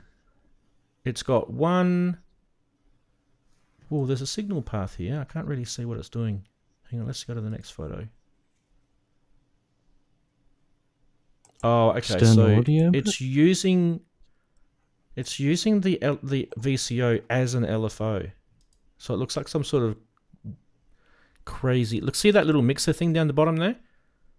It's the arrows going from the VCO to that. I don't know what the hell's going on. Oh, maybe that's the modulation. That's the modulation. Yeah. Okay. Yeah. Is there a little pitch nick. bender equivalent? I don't see a pitch bender equivalent on there. It's no, only wood paneling. I mean, no pitch bend. wood veneer. Yeah. 80s. So you just get a Lovely. mod slider. That's it. Don't you just love the 80s? Might be even 70s, actually. I can't even remember when that thing came out. Someone will tell us in the chat. Brooksy's onto it. What has he got? He's getting confused by the Tysco 110F, which defo has 2 oscillators. Well, this one's a soul baby. Yeah. You don't really see them often, says Wagoo. I'm going to have a quick look at Vintage Synth Explorer because I like to plug those guys. They're cool. 100F. Let's have a quick look, see what it says. It is also, just so you know that Brooksy's on the money there because Tysco and Kawai were kind of one of the same, right? Yeah, there's a Tysco version of the SX240. Yeah. So this is one VCO, definitely. It does square, saw, and noise. It does external processing, 2 foot, 4 foot, 8 foot, 16 foot, 32 foot, 64 foot, and low pitches. The LFO does saw and triangle and square, and it's adjustable rate. The filter is low pass, resonant filter with high pass, non-resonant. Simple AD VCA with ADS or ADR envelope modes. 37 keyboard, no memory, CV gate control on that. That's it. That's all she wrote. Sometimes it tells us who played this. I like reading that bit, like, it was played by Duran, or because we had Duran earlier. There's absolutely no one played this. It's so awesome that nobody played this. Yeah. It's too cool I like to be that played. Wagoo says that Kent's got 5 of them in his bog. Just so he can have 5 voices. Yeah. Well, he made a shelf out of them so he could put the books there. So I had it stuck on chatties when I was reading that Vintage Synth Explorer. So just for those people who want to know where I read all that stuff from, it's just there. That bit of information there. Vintage Synth Explorer. If you've never ever seen that website in your life, I don't know where you've been, but there you go. That's where you can find out a whole bunch of information about synths. And those guys have done an amazing job to keep that site going. And usually down the bottom here on their description has a lively chat area too. The right down the bottom. chat It room. usually does. Yeah, there's a few comments. Oh, I got this one back in the 80s and it was awesome until someone spilt a beer on it. Yeah, stuff like that you read. It's really quite funny, actually. Yeah. A lot of fights in there. A lot of fight. Yeah, there are. Yeah. Someone's saying, it's the best filter. No, it's not. This has got the best filter. They really are. It's funny. Yeah, it is. It's good. Okay, we've reached the end of Price Watch. There was no scammy ones this week. It was all rigid stuff. We had the CG products, the XR1E ring mod, the Roland System 100M, the Dave Smith Mofo, and the Kawai. Which one did you guys like the most? Which one are you clicking on buy now? Roland. Roland. Ooh. If I had the money. Yeah. I'd like to hear the Kawai. And if I had the money, I'd have already bought the VCS3. I'm intrigued by that ring mod pedal. It's intriguing. Yeah. It's got me. The rail price. Yeah, well, actually, because it was it in dollars, Australian dollars? It's 350 quid from the actual manufacturer.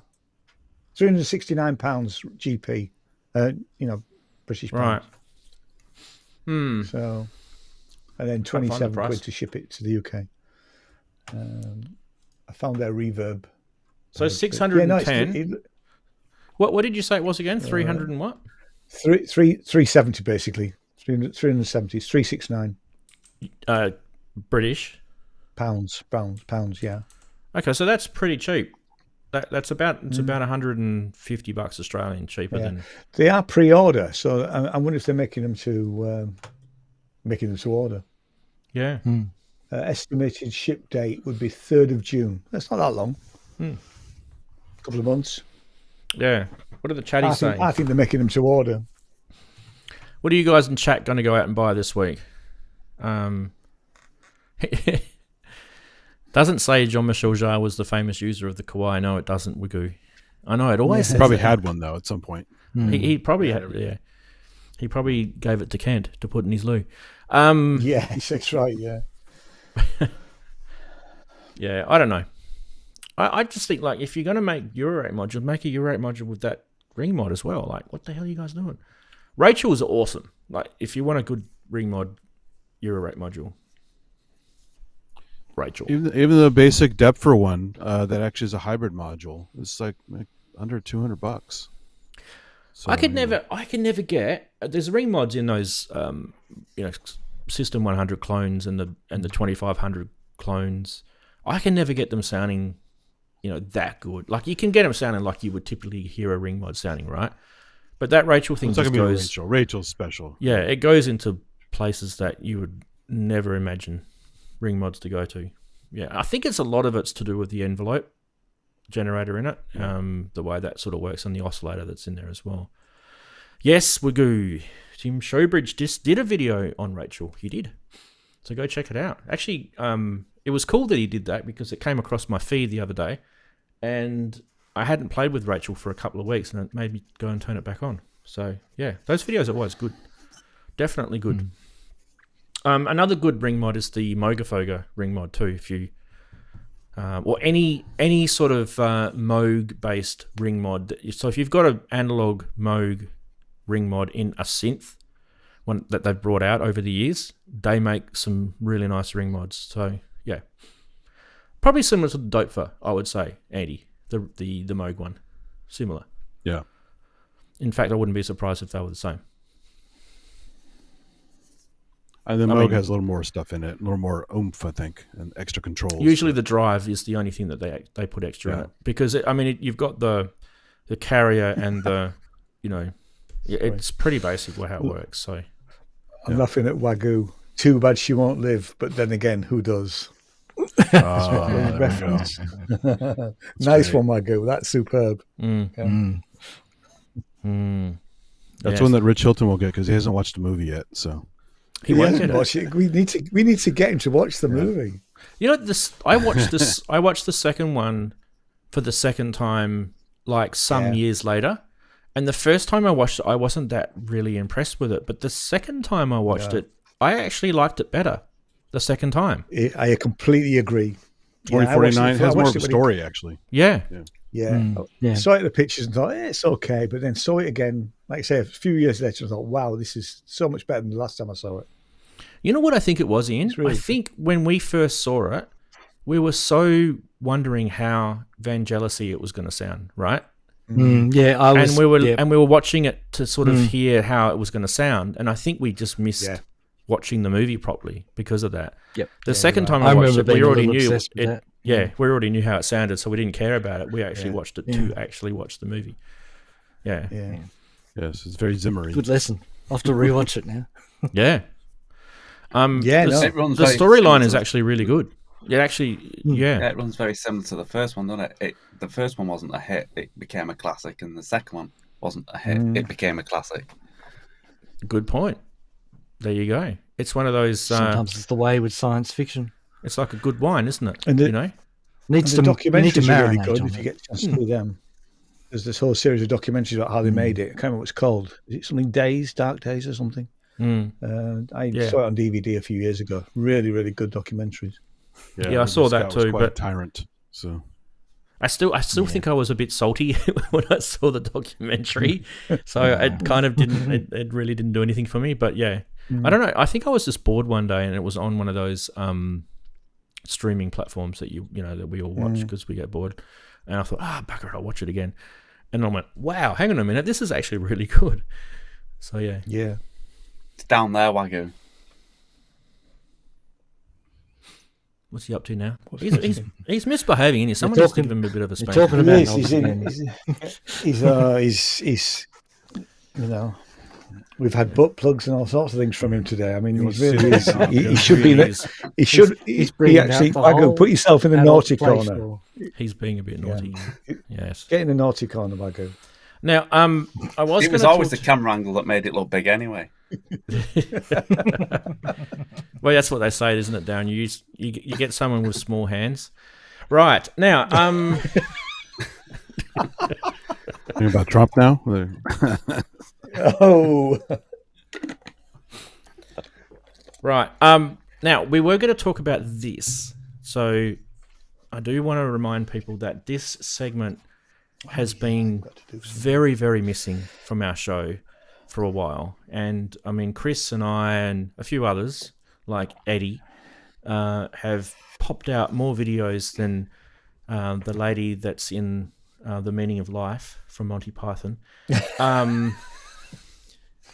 And I can say it you need to is see the film to get that reference. it is a bit like giving birth to make these videos, but I do want to bring this up. So the challenge is on my website. If you guys want to make a video, only has to be a minute long, and you want to trick us all into thinking, what the hell is that synth? In fact, no one's actually done one on the picture there. No one's done that one yet. There you go. That could throw someone. All you've got to do is do a video, chuck it up on your YouTube channel. If you don't have a YouTube channel, just make one. It's free. And unlist it so no one can find it. And then share that with me. And we'll play it on the show. And if no one guesses it, you'll get a copy of Unify from Plugin Guru. That's right. It's, $79 US worth. That's pretty good. That's not bad value. If someone else guesses it, they get it. So it's a win-win. Everyone's happy. Anyway, so all you've got to do is that. And there's a few sort of rules. It's all written here on Name That Synth. There's a link on my website. It's just on the right-hand side there. You can't miss it. Just click on there. It'll tell you how to do it. I would love it if somebody next week could have one ready. It'd be nice to have that segment back because I think we all enjoy it. Would you guys agree? Yep, Definitely. Yeah. And I I think, keep meaning to do Fortunately, I some. haven't got any new stuff, so We- everyone can see what I've got. we don't need to do any more. Like Darren, you've done some. Chris, you've done heaps. No, I've done done none. some. I've done none, so I need to do some, but I can't do Whoever. it for next week. But I will, Whoever wants I will to do it, some. It's out there. And look, if I get inundated with heaps of videos, we'll just literally line them up like dominoes and we'll just play them each week until we get through the list. So I think that's a great idea. So yeah, I missed that segment. I missed showing it. The only reason why I can't show it is because there's no one submitting videos and I haven't got time to make them. So there you go. Hopefully someone will get onto that People, you don't really need much to get it. Wagoo's saying he needs to get a camera to take the macro shots of the MIDI. Yeah, well, fair enough. That would be plagiarizing, Wagoo. You could do it. You could do it Copying with your phone. I know I'm a bit of a trendsetter. Yeah. Just do anything. And you already used the modular trick. You can't use the modular trick again. So it's. What was the modular trick? You guys got all salty about that. What was the modular trick? Where you said Use name the that System synth and it was your 100. modular. It was one synthesizer. It was the 2500. No, 2500. How Yeah. can it be? Yeah. I don't get it. How can that be? It's not my modular. It's just the 2500. Yeah. It was just a stock 2500. That was the name of VCO. It was probably one of the worst demonstrations of how a synth would sound in the world. Yeah, Anyway, the chip tune one. it was terrible. Yeah. But yeah, some of them that we had was some of yours, Chris, were incredible. They were really good productions. Yeah. So Thanks. yeah, it Yeah, doesn't and have to be. people don't. Yeah, exactly. People don't have to submit a fantastic visual extravaganza. We just enjoy listening and just having to guess.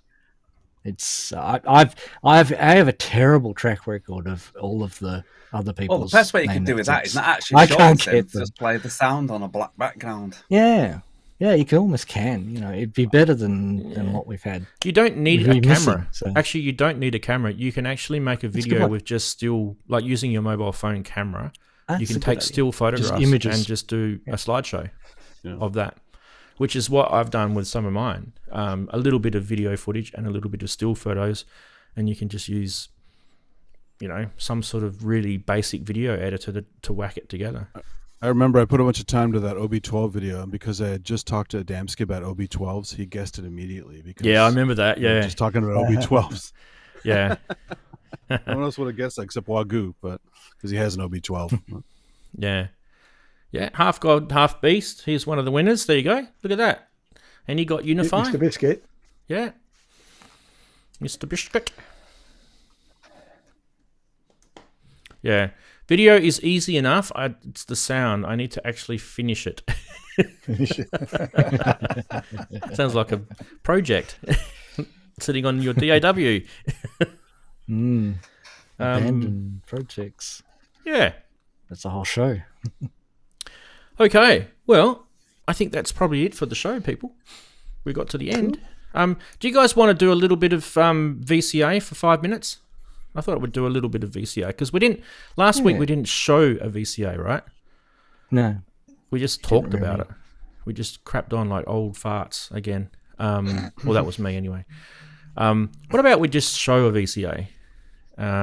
There's a VCA. Look, everybody. There. Hello. In fact, I think it was the one we showed last week, wasn't it? Possibly. There it is. Triggering. Oh, do you like the little flashy light cables? I just thought I'd put that in for you guys as well. Oh, God. Look, flashy light there. Flashy light there. No. Flashy I want to Yeah, see it Rant, traveling no. along the cable. That'll look cool. Look at the flashy display Rant, there. that's not good, man. That's not good. Is that coming through loud enough, or do you want it a bit louder? Less flashy lights.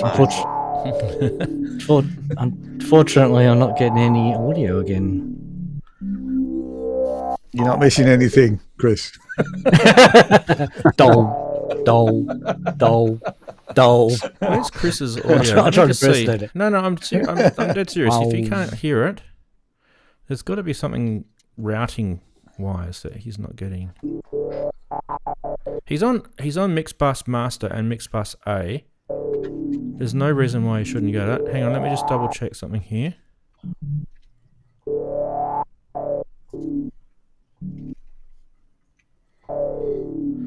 That's on Mixbus Master and Mixbus A. You should be getting that, Chris. I don't know why you're not getting it. All right. Yeah. Oh. Okay, let's do something with the envelope generator to make the VCA do something. Okay, so yes, you need to modulate things, but let's put this into audio rate modulation.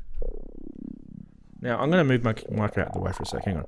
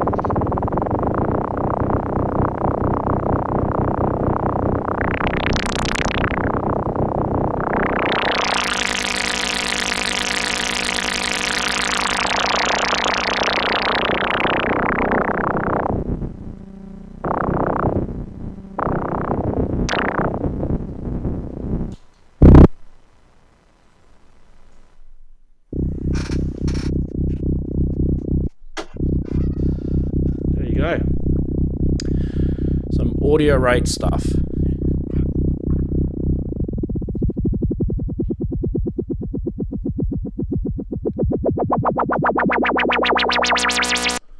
And that's with no effects, people. Ranzee has done a video finally with turning the effects off first. But guess what? I'm now going to turn them on.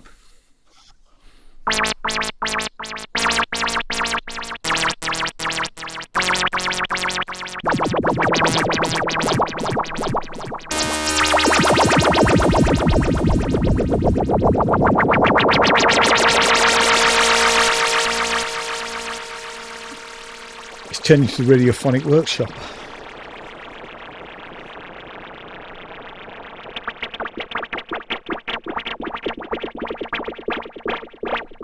Wet farts from soon. Yeah.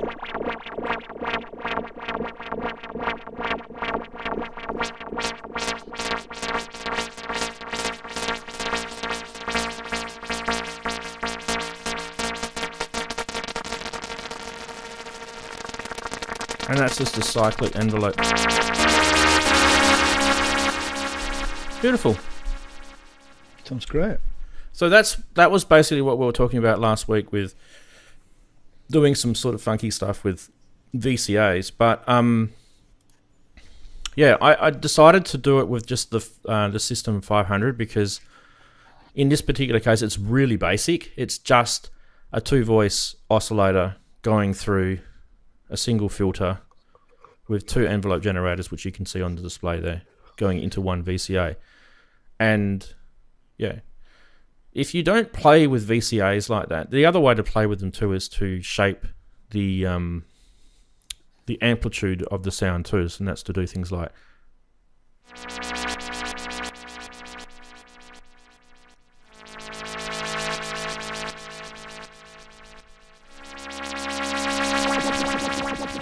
now. If I put the filter envelope on cyclic,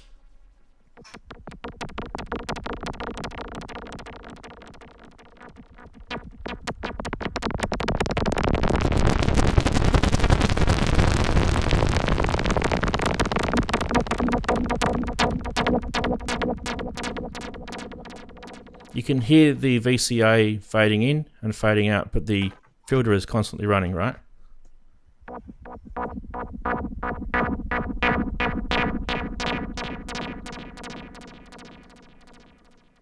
So that's the benefit of the VCA. So it's not the filter doing that, because you know that it's cyclic, right?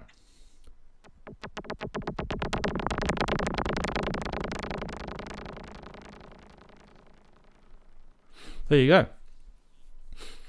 It's subtle, but I think it's important, if that makes sense.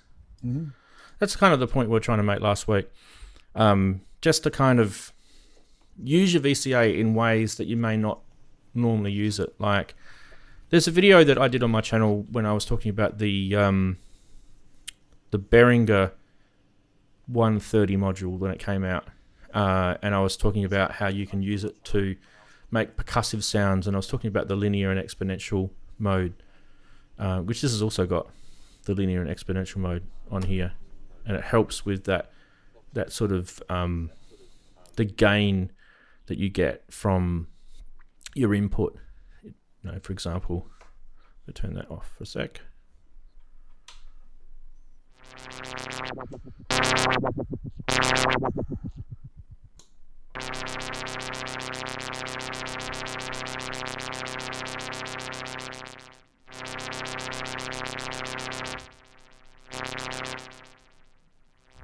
So you can see that almost disappears completely, whereas I put that on linear.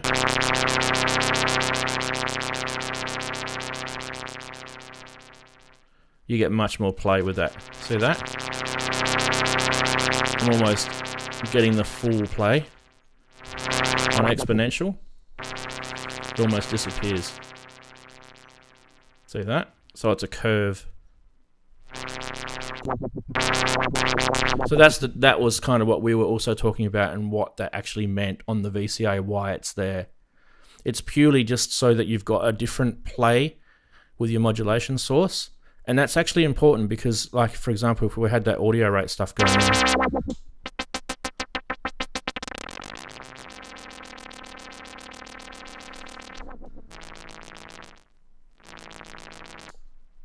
it's almost not even letting me put it in on exponential. So there you go. So it's useful in that sense. There you go. I don't know. I just thought worth to show. We usually like to show stuff when we do our little topics, and we didn't get a chance to show it because we're just running out of time. I think half the reason why we're running out of time is probably had too many people as video guests on the show. And I do like having. There's nothing wrong with having video guests. It's not that. It's just that I have to get through all the video guests and all the topics, and we don't sort of really have time to be showing stuff. So something has to go. Something has to get, fall off the cliff. And that was the demo. If you guys want, like, you guys know, you go check out my gear list on my website. If you guys want me to show anything that's in my studio on my show, and you really, really would like to see it or chat about it as a topic, I don't have to be an expert on it, but just to bring it up in front of everyone and listen to it and talk about it and make opinions about it, let me know, because it's a good way of choosing a topic. I started doing elements of the synthesizer because I thought it's basic, but it also can get quite deep and nerdy as well at the same time. You should do an all Timberwolf show. Oh, yeah. Well, we didn't. It wasn't that long ago, Andy. We brought the Timberwolf out. And I know. we got about 5 minutes in, and we thought, okay, that's enough. Yeah. Some sour notes, and then turn it off. Yeah. I deduced that it was only good in unison mode, and that was pretty much it. Yeah, it's really, really sad. So many different effects that you can't actually hear the original sound. It's just sad. It just needs so many little things. Like it's a crime against Mitchell Kent does his modification. Yeah, Rhythm Wolf is sad as well. It's a very sad drum machine. So they just sort of listened to someone. I don't know. Their engineering department obviously didn't have someone there that was in the know, obviously, and they just didn't listen. Yeah. Culture Ghost just said a chat on studio monitoring would be nice. It would be nice, actually. Yeah. We have done it before. Yeah, but it's probably timely that we do another one. The last time we did it was when we talked about interfaces, and I was going into the RME, DAT, ADAT stuff. But we didn't really per se talk about studio monitoring as a, just a whole subject. It was kind of, in that we talked about it, if anything. So, yeah, like what sort of things would you want to talk about in studio monitoring? Well, I would want to talk about whether you active or passive speakers for a start. Yeah, because I have an opinion which I will save till we actually do it. But so I would certainly like to talk about that. Whether there's the need for more than one set of speakers, because I'm sat here with 3 sets of speakers, and things like using Avatones, stuff like that. Secondary studio monitors that have got one specific job. Yeah, Darren, it's been about 4 years since we've talked about speakers, hasn't it? We did one a while back. It's been a long time since we did speakers. Yeah. I've still got mine. So, I know, Darren, you've got a new pair now, don't you? Since the last time we spoke about them, because yours broke, didn't they? Yes and no. Well, they didn't break. Some purple one turned the volume knob up to 11 and it popped one of them. So there's only one working. Then I got a set of really small, little small ones, which I just use like a bit like the. No, I better not go into it because if we're gonna Yeah. do a talk on it, there's no. I point do in have a yakking on pair of about speakers that are a secret weapon as well. Okay. So that's a teaser for whenever we do it. I've got my Yamahas And then headphones as well. My HS8s here. Headphones as well. Yeah. I tell you what, if swear- if I connect up my Yamaha HS8s, I can set them up just behind us there, so you guys will be able to see them in the background. I've got the sub with it, so it's got the 2 natural speakers and the sub, which is the actual full kit, and every single speaker has its own amplifier built into it. So all you have to do is just put your line into them. I used to have a HSA, just one. They're cable connected, so you if you do yeah. turn them up, they'll turn up in together. So that it's not like they're stupid and you have to turn one up and then get the other one exactly the same. It's not like a 1970s thing. But when you do set them up and you put the sub with it, they are incredible sounding for studio monitors, and you can make things vibrate in here quite nicely if you want to. Does it use those speak-on connectors? Say again? Those wacky Speak-on speak-on connectors. connectors? You know, those with the weird tubular ones? Yeah, they've got a weird. It's like a bulging, like an audio bulging plug, isn't it? It goes in and it slightly turns. Is that the one you mean? Yeah, they've usually got a blue ring on them. Yep. Speak-on connectors. Yeah. I had to buy those. Yeah. Yeah, you've got no choice. I actually didn't know what they were called, so now I know what they're called. I actually just said I know need- because I have a tester. I have a cable tester. And speak-on's one of the options. So. Okay. I did Actually, a use to sell them. Behringer tester. Well, yeah, Behringer actually, that Behringer, another product from Behringer. Although I think they ripped that off as well, but They probably did. They did, allegedly. of course, yeah. Because that Behringer tester thing's really quite good. Yeah. Well, let's do monitoring. So I don't know if it's going to be next week, because next week is our 200th show. Special. We only just did a 4th birthday show, so I don't know how special it is. It's just a number. But we can do something relevant, I guess. By the way, I'm not getting my party hat out again. Happy Easter to those people who celebrate Easter. You celebrate it. Happy Easter, because we do everybody. here. If you don't celebrate it, I don't know, go munch on some chocolate or something, whatever. Got a bar Just ready. don't give it to your pets. Don't give it to your dogs, No, whatever you do. Absolutely. Yeah. Dogs, they have little vet visits if you give it to your dogs. But tomorrow morning, I just wanted to shout out to the wife. Tonight we had a beautiful homemade pizza made by her. She's really clever with that sort of stuff. She makes the dough and Nice. everything's all made from scratch. The sauce, everything.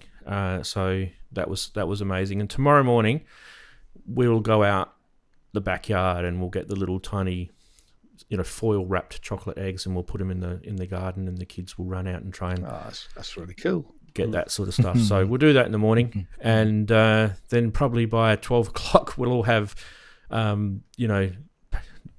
coma naps from eating too much chocolate.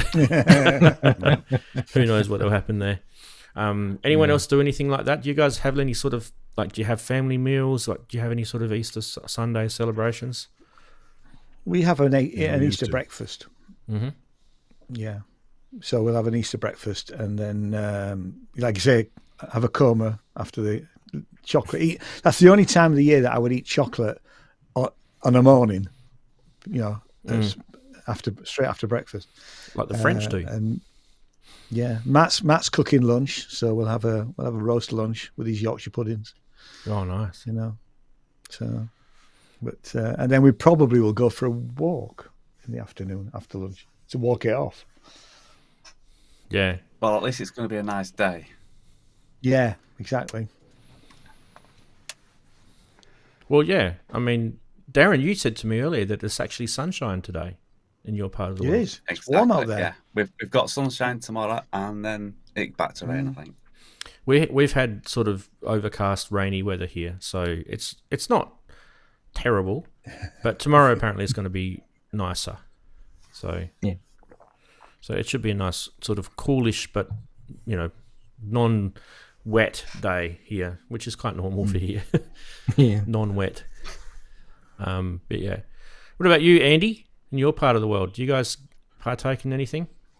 We did. We had more family gatherings. We had more of a family unit, but people dying and other things going on. There's not much of a family unit anymore. I'm sorry to hear that, mate. We did. Just life. It's the way it goes. But Yeah. no, we had the fun thing with the chocolate eggs hanging on the house if the weather was bad, or outside if the weather was nice, and it's just family time and food. I think it's usually some kind of a ham thing or whatever back then, but being I'm a vegetarian, I'm not going to eat any ham. So, Yeah, right. It's fun.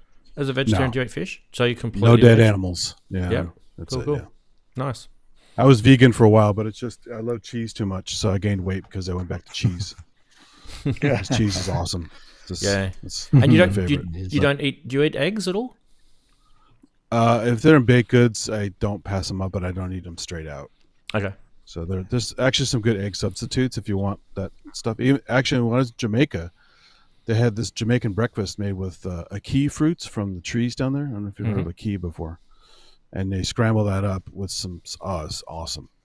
It's fluffy, wonderful, just like eggs, but it's made from a tree fruit. So there are alternatives if you want that experience, or you can just do something with tofu, whatever. But I don't necessarily. Is it strong cheeses like mature cheddars you like, Andy? I like real cheese, none of the processed stuff. No American cheese, nothing out of a can.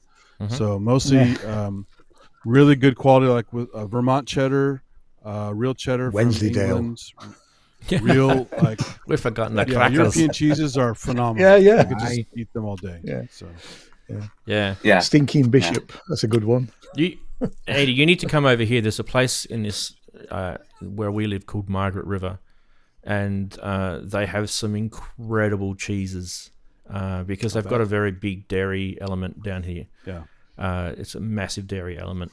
And the cheeses that they make here, they make the Bries, the Camemberts, the cheddars, the vintage cheddars, the Colbys, the Goudas, all the sort of stuff. It's just amazing. And it's all natural, properly made, none of this processed high volume crap that you get. We had a fancy food fair in San Francisco for years. You could kind of sneak into, but now they have you need a business license to get into it because they want people glomming on free food and stuff, right? Yeah. And I had so much cheese at that from all over the world. At the end of the day, I was completely sick of cheese. I mean, it was just so much good cheese and chocolate that you're just spoiled with all this free samples everywhere. It's amazing. We went to Holland many years ago, and obviously you go to Holland, you do the cheese factory tours, right? And you put the clogs on and you walk around the cheese factories. And there's this crazy man. He was telling me, he's like, "You've got to eat my dynamite." And I'm like, what is this dynamite? You keep telling me about this dynamite. And he's like, "No, just try it. This dynamite." And so I'm like, okay, here we go. So I'm trying this cheese, and what it is, it's got like this really hot type of chili in it, like one of the hottest chilies you can have. And it's just chopped up really, really fine. You don't even see it in the cheese. And you take a bite of this cheese and your mouth is literally on fire. It's like, what are you doing to us? It was dynamite for sure. It's probably still there, not doing it to tourists. I reckon he gets a good kick out of it.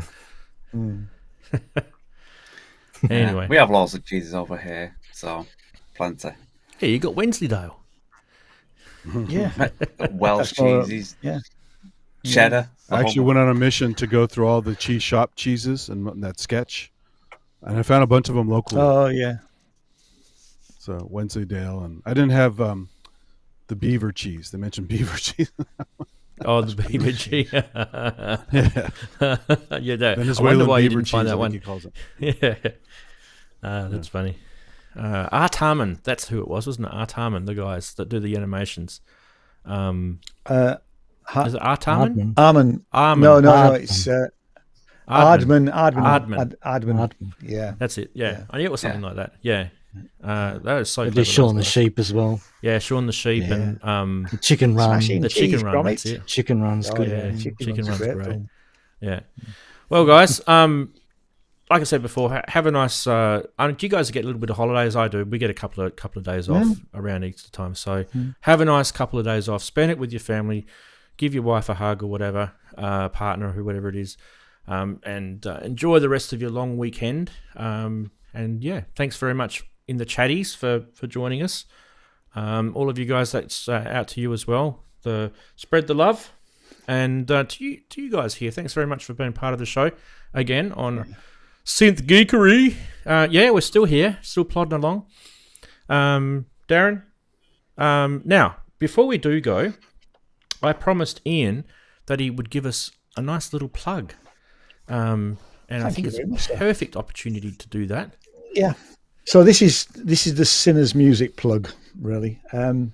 So what I've been doing over the last few weeks, we have said about it before, haven't we? The fact that I've partnered up with, or I've become a shareholder in a distribution company in Denmark, who are linked to the Orchard, who are one of the bigger distribution companies. And I think the idea is that we can get slightly better streaming royalties, is I think the plan. Anyway, that's what they've said. So what is happening is that we are putting albums out by all sorts of people. Me, we're doing Andy and Grace's album. I'm doing Dave Walker's album and others. I'm actually also doing some legacy stuff. There's this album, this is from 1981. I did actually play on this album. I was in the band for about 6 months, but these guys put this album out. It's never been available digitally. And that's the only copy that I've got. So one of my little projects over the next few months is to digitize that, clean it up with Ozone, with RX, and then get a good copy of it. Actually, the guy who wrote the songs wants me to slow it down, because what used to happen in the 80s was that a lot of records were speeded up to make them sound sort of slightly better, So I've got the original cassette tape somewhere that we took straight off the actual sessions, and I need to time it to get the time right. Stuff like that, So we're doing that over the next few months. What it means is that we can offer distribution at a fixed fee of £8 plus UK VAT, sadly, so less than a tenner. And it's a one-off payment, whereas a lot of these companies you have to either keep paying or you pay. I think Ranzee, you were saying it's gone up to $50 for a legacy if you want to keep your music up there forever. Whereas this company, we can do that and it will stay up there regardless of what happens in the future. We'd have to collect the royalties, and we do that for 20%. So if we collect your royalties, we take 20% for managing the thing, and you get the 80%. There's no written contracts. We don't do any of that sort of stuff. It's all based on trust. The only other thing is, if you wanted to take the music down, we would have to. They insist on a payment of, I think, about £5. Don't quite know why that is, but anyway, that's the way it is. So we're doing that, and we're not. I'm not really touting for business, because we've probably got enough for this year. But I'm always happy to have conversations with people who want to put their albums out. It is predominantly streaming. We're doing a little bit on Bandcamp as well, but it's really for cheaper streaming and better deals for streaming. What link do we go to get this? Well, the best thing to do is, certainly our band. Actually, you put our YouTube link up earlier. You can contact me through there, or sinnersmusic@yahoo.co.uk is the conversation. Yeah, we can start to have it. That's my email address. Or the Bandcamp page as well. The Bandcamp is sinnersmusicuk@bandcamp.com. Okay. We changed it a couple of months back. It was because it used to be Sinners Music Publishing, which was a bit long-winded. Yeah, I've just pasted that one in chat. So you had the YouTube. Oh, thank you. That's brilliant. Yeah. Yep. Yeah. And that's so they can just email you and find out about the rest of it. Yeah. I've been having lots of conversations with Andy and Grace this week about the tracks that they want to put out on their album. It'll be a collection of their stuff that they've done over the jams, but and the only other thing I would say is we do run into problems where for licensing samples. So own the samples, ideally create the samples yourself, or use sample packs that are license free. Because, I mean, just to give you an example, I put an album out last year, and I needed to use a sample of a politician from the 1940s speech, and I wanted to chop it up and put it into the track. The cost of that for me to use that sample worldwide was £4,000. Now, the album was never going to make anything like that. And what I did in the end was I got my father-in-law, who had the similar sort of voice, because he was from Gateshead, where this politician was. He actually spoke that politician's speech in the end. And then I tweaked it and made it sound like it's from the 1940s. So there's other ways around it, but so be careful about samples if we get into a conversation about that. Yeah, it's stupid, isn't it? And always beware of that. Hey, I don't think Bandcamp are that bothered about samples, because they certainly haven't asked me about putting sample, whether I have the rights to those samples. No, but actually, you can always run it through Isotope and tweak it. Yeah, you can just chop it up. Yeah. I mean, whether you should do that or not is, I don't know. But yeah, you can. I mean, certainly, I have to sign a declaration saying that the samples we have the rights to. So if you come to me with a track and it's got samples in, and I say, well, where are the samples from? And you can't tell me, we can't put the track out. Or you'd go back and tweak it. So here's the thing, right? Technically, if you go record a politician with your phone or with your digital recorder, you own that recording, because politicians are public. You do own the recording, yeah. So you can just say, well, I recorded it. And how can they prove that you didn't? The problem is this was Ernest Bevin from 1940. From a long time ago, yeah. Early, you say your granddad recorded it. Yeah, exactly. Ian, I don't know if it's something that would help you out, but if you want to put together some a couple of paragraphs, some links and things like that, I'm more than happy to put a post up on my website to. Oh, thank you. That's brilliant. Yeah, to share the love. So you can just email me. We're really. I will do, and I'm not looking. We're not looking to make loads of money out of Synths music. It's if you like it, if anything, it's a not for profit to some extent. We like to cover the costs.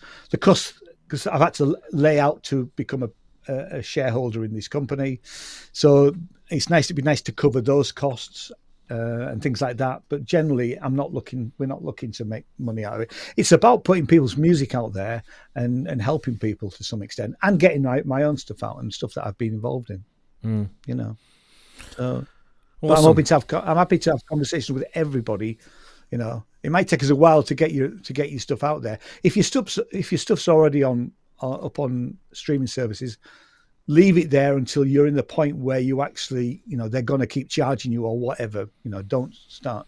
Yeah, we could always have those conversations. Yeah, and thanks for the opportunity to just explain it. Really. No, it's good. Sounds awesome. Brilliant.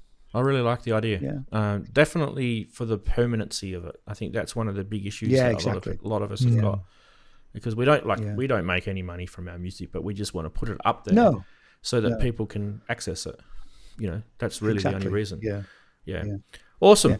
The only other thing, it's worth mentioning, if you do cover versions if